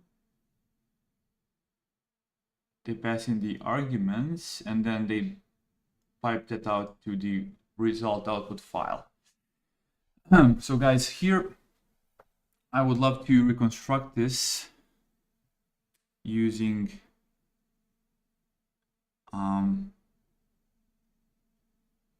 let me think.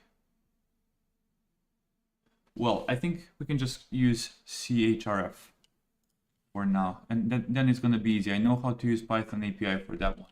So if we go to blue.py and scoring, I know I had CHRF working, so I know this one is working. Hey Cesar, hola, ¿qué tal? Greetings for 4 Bolivian people. How did you find the stream, by the way?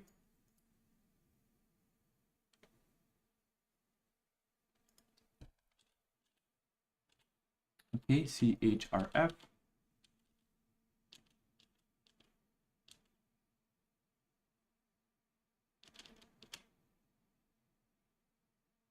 So this should be good.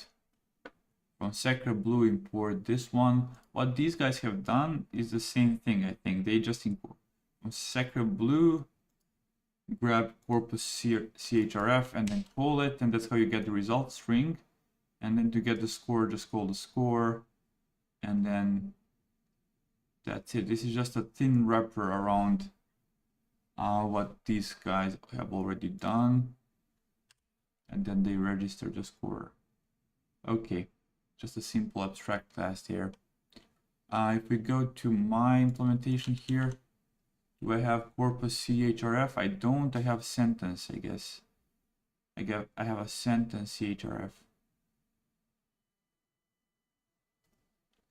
Okay, and now the question is, we know how to do it through Python, but what's the equivalent method of this one? So here they specify CHRF with the word order 2. So when you call this, I'm not sure what exactly, maybe somebody knows this better than I do here on the stream. But like we have sacrebleu, and let's enter there. Let's enter into, oh, nice, awesome. Nice to hear that. So did you see the like notification for the stream, or did you see it on LinkedIn or somewhere else, on Twitter or something? So here it is. Now will this one get pulled? Let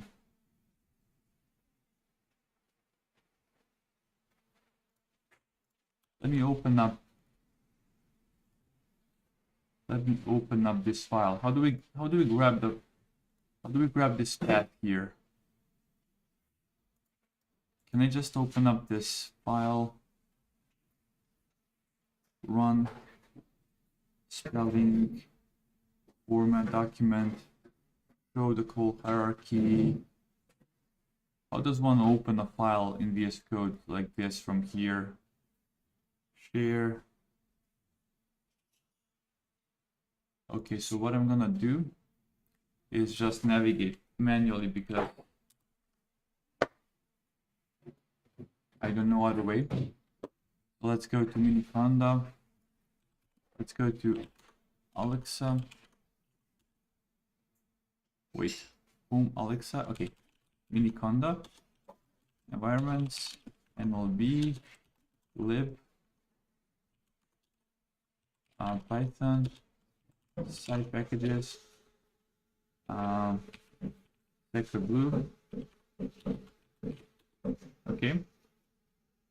And now what I want to do is quickly open a VS Code instance, new window, and start it precisely here. Let's open Nautilus here, grab this particular path. We just open the VS Code in that particular location. So again, we're gonna go here and open it up. Yes, I trust the authors, and then just search for corpus CHRF.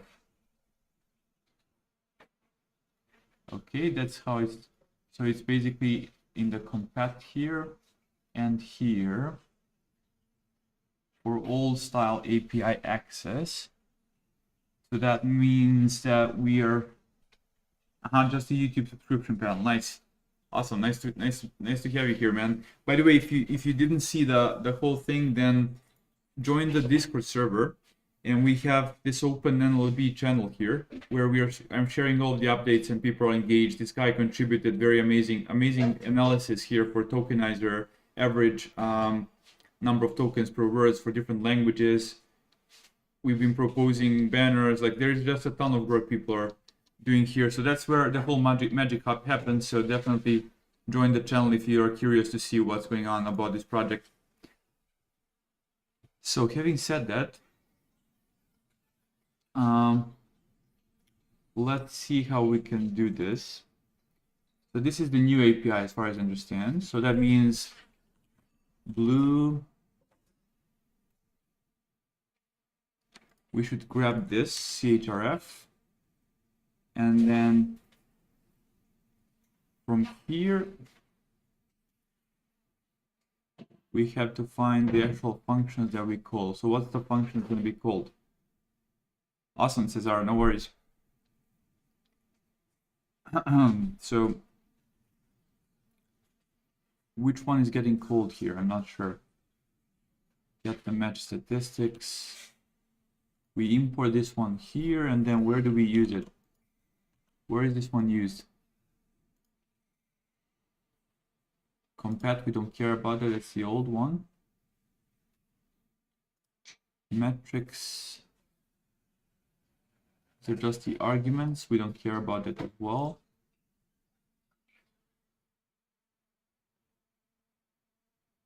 So here is how we get, so for the metrics, this is the definition, this is the import, we don't care about this one, so we care about only this file here.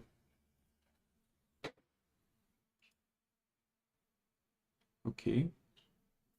So depending on what we pick,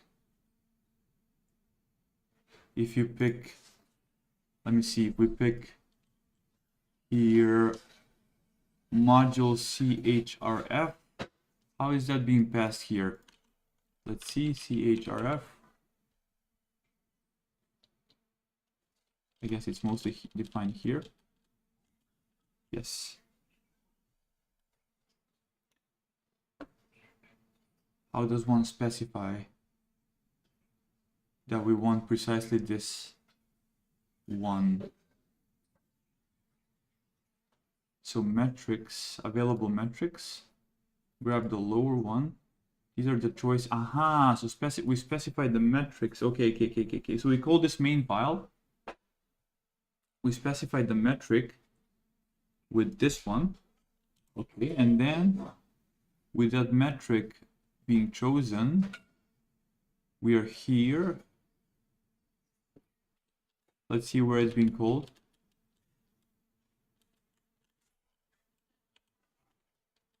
Arguments metric.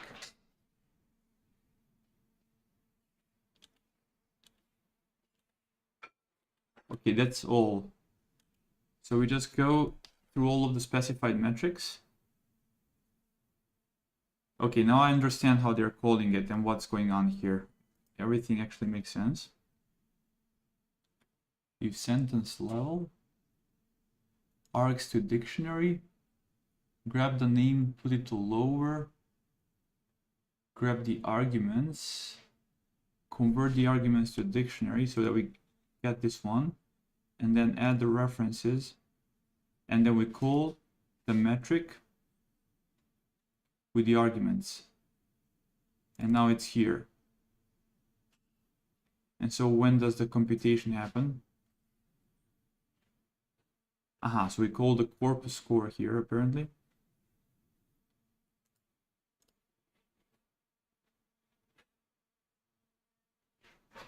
So we'll go here. Okay, let's just specify exactly what they call when they do it here. So we have to put these two arguments, and then we need reference file.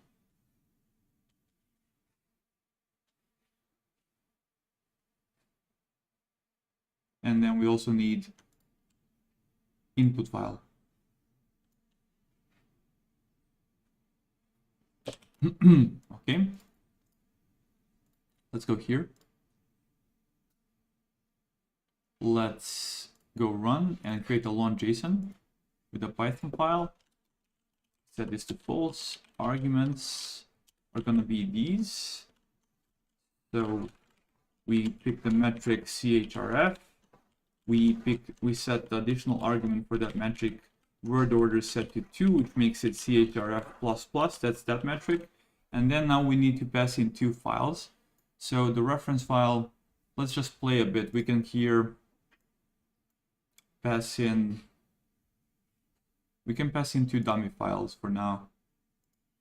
So let's create one dummy file here. It's going to be called ATXT or something. And then we're going to call also BTXT. And this one is going to be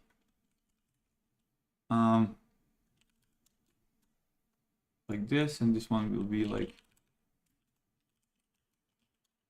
if I didn't misspell that one, I probably did. If it's one of these two, anyhow, it doesn't even matter. Hallo zusammen, that's just German for hi all.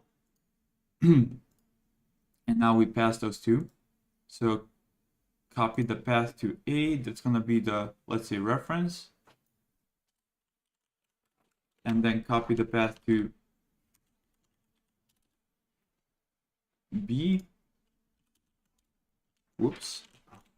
That's gonna be the generation. I think this should do it, guys. So now if we go to sacrebleu here,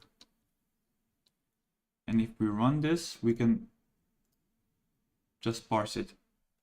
And hopefully nothing fails. Okay, apparently this fails already. Data set, we're trying to import from data set. The data set is here. Okay, let's quickly modify this file so we can play with it, but then we're gonna fix it with sys and then sys append path, or what's the, I think it's sys path and then append, and then we append this particular location, copy path like this. I think it should work now. If not, then we can remove that. We can just hack it quickly so that we can get it working like this. Append this. Okay, this is failing again with no known parent package. Let's just remove all these dots and then it should work, I guess.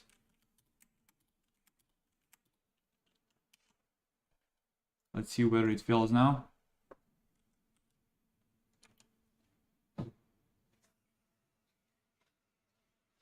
I don't want to go this path of changing everything. What's the easiest way, guys, to prevent this from happening?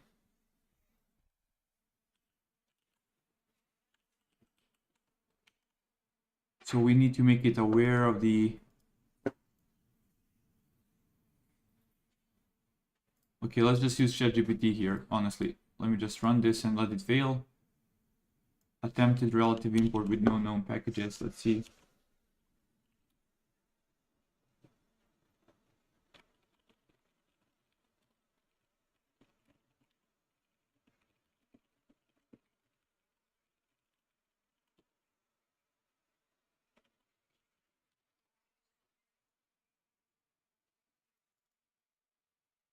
From dataset, import dataset.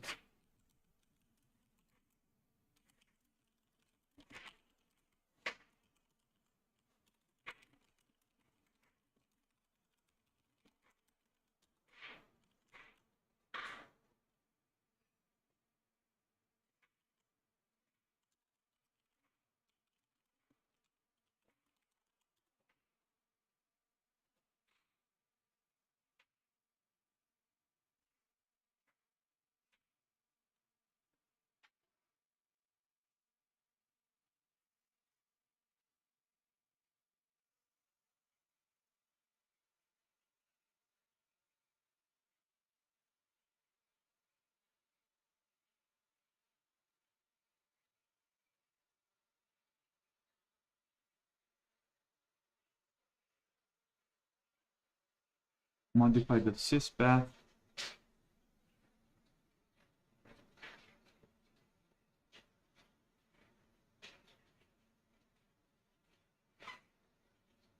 I did do this. We can always do the absolute imports. Maybe the easiest thing might be module. Let's see. Go here.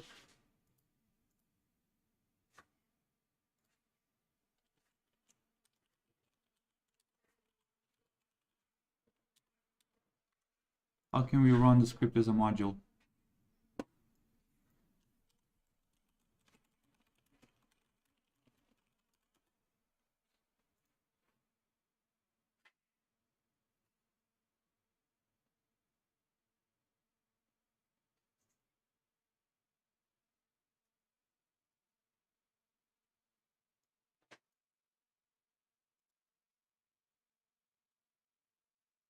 Select the Python.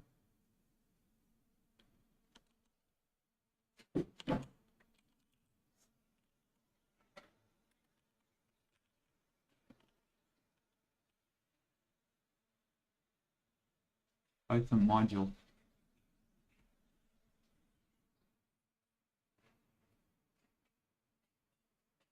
Request launch.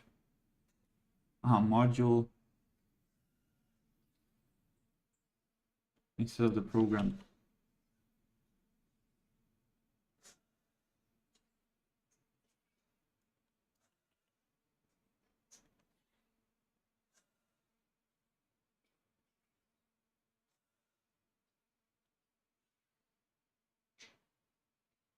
Will this work?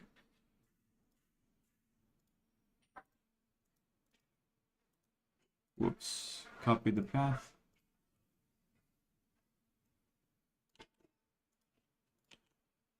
I have no idea whether this will work, but let's try.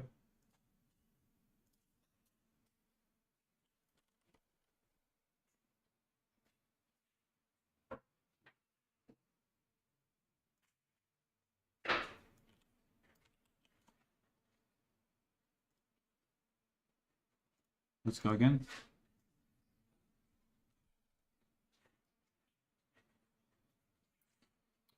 I have no idea what I'm doing here. Let's see. How can we run this without having to change everything, guys? And these are some of the things I hate the most. It's just brain dead type of modification of code. You just have to know what they expect and that's it.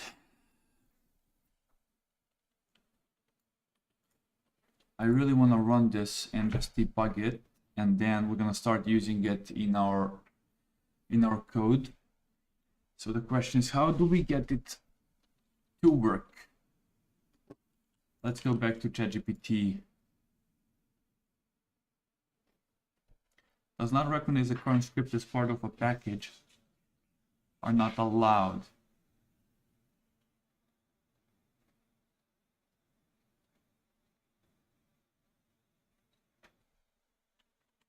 I want to run it directly through VS Code using launch JSON config.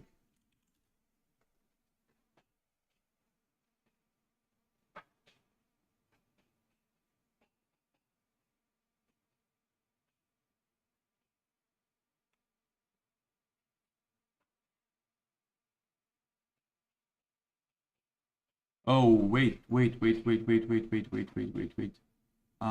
not? We didn't specify any interpreter, by the way.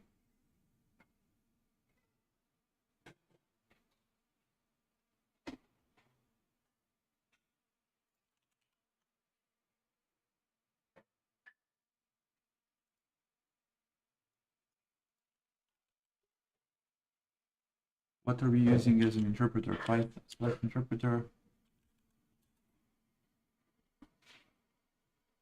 Let's say we use this one.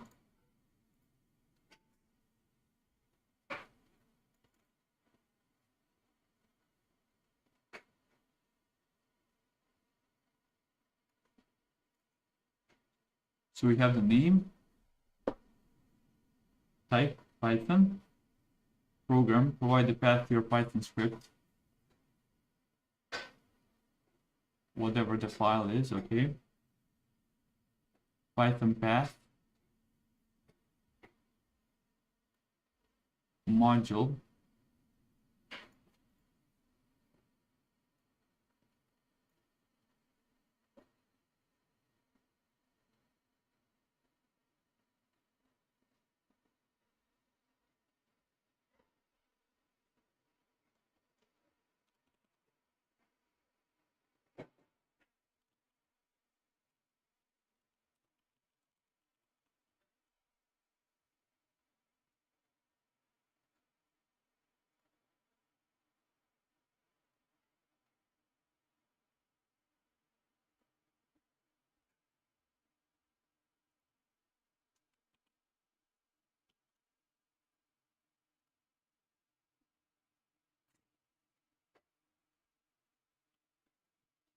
I swear to God, I'm gonna fix this without changing the code.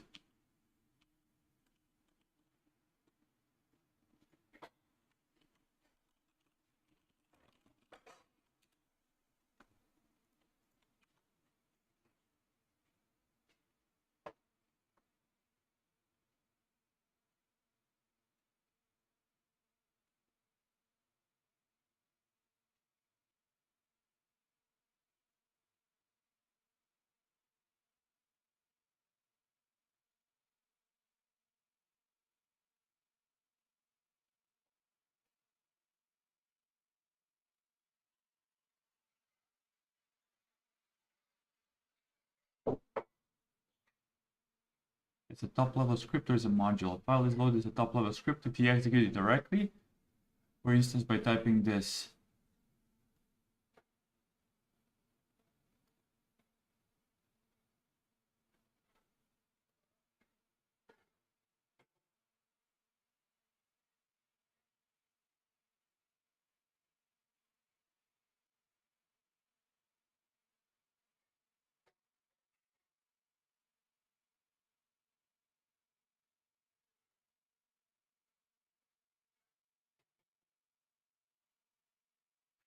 Why is this so complicated? Oh my god. This is the thing of nightmares for anyone who has brain intelligence. Relative imports.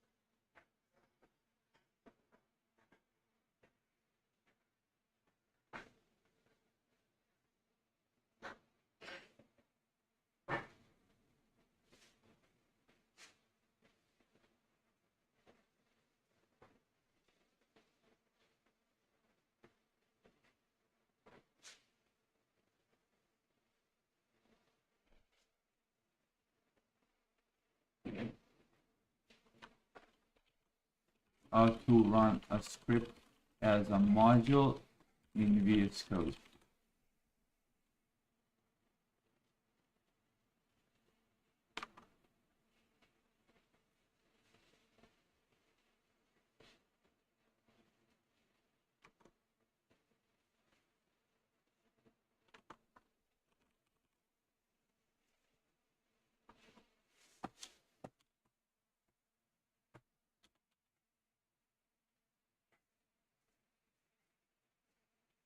Yeah, but like, do I specify a full path or what? Has anybody done this, guys? Anybody in the live stream? Anyone? I've done this actually a couple of times, but like I just always struggle with this.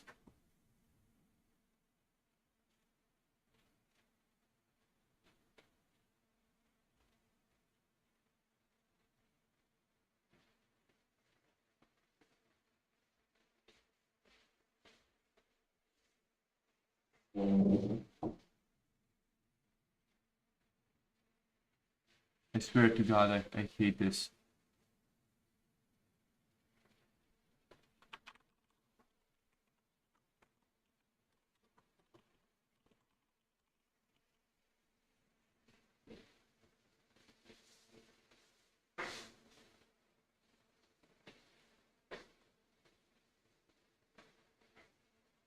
You know what? I'm gonna waste less time if I do it like this.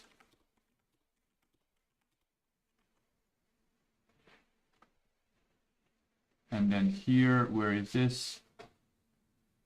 Utils, go up, and then utils, okay.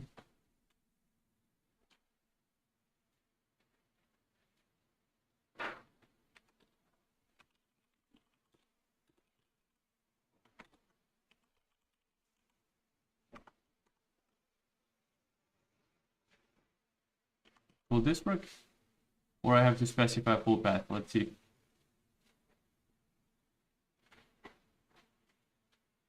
Okay.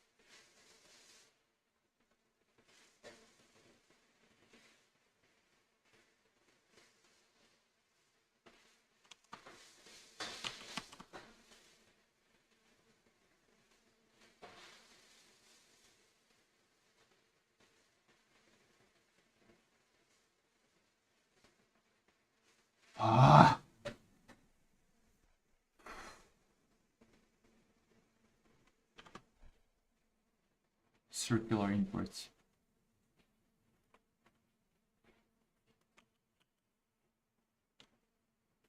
Like if I wrote this from scratch now, I would know how to do it, but I don't know how to fix it in Python, god damn it.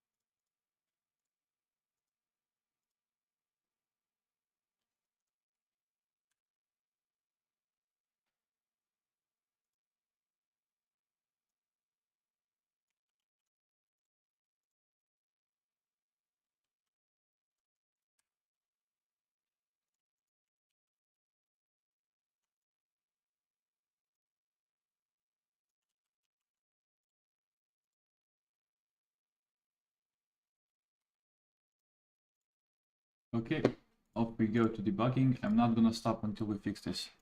I'm not gonna give up on this one. I just won't. I'm gonna read through all of the docs until we figure it out. So we have to get running the sacrebleu, and then we can wrap up everything else.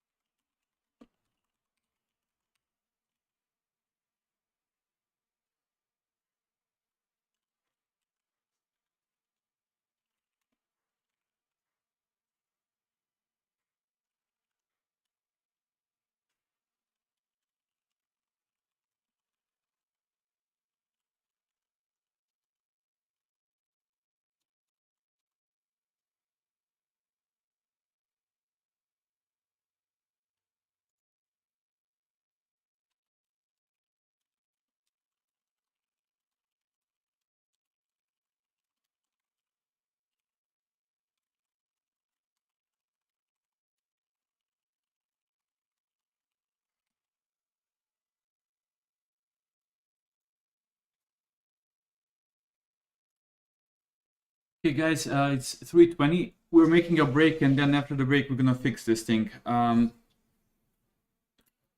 it's, as I said, 3:20 CT, so in 30 minutes exactly, 3:50, I'm starting again. See you then. If anybody knows the solution to this, let me know. If not, then I'm gonna figure it out after the stream. Cheers guys, see you a bit later.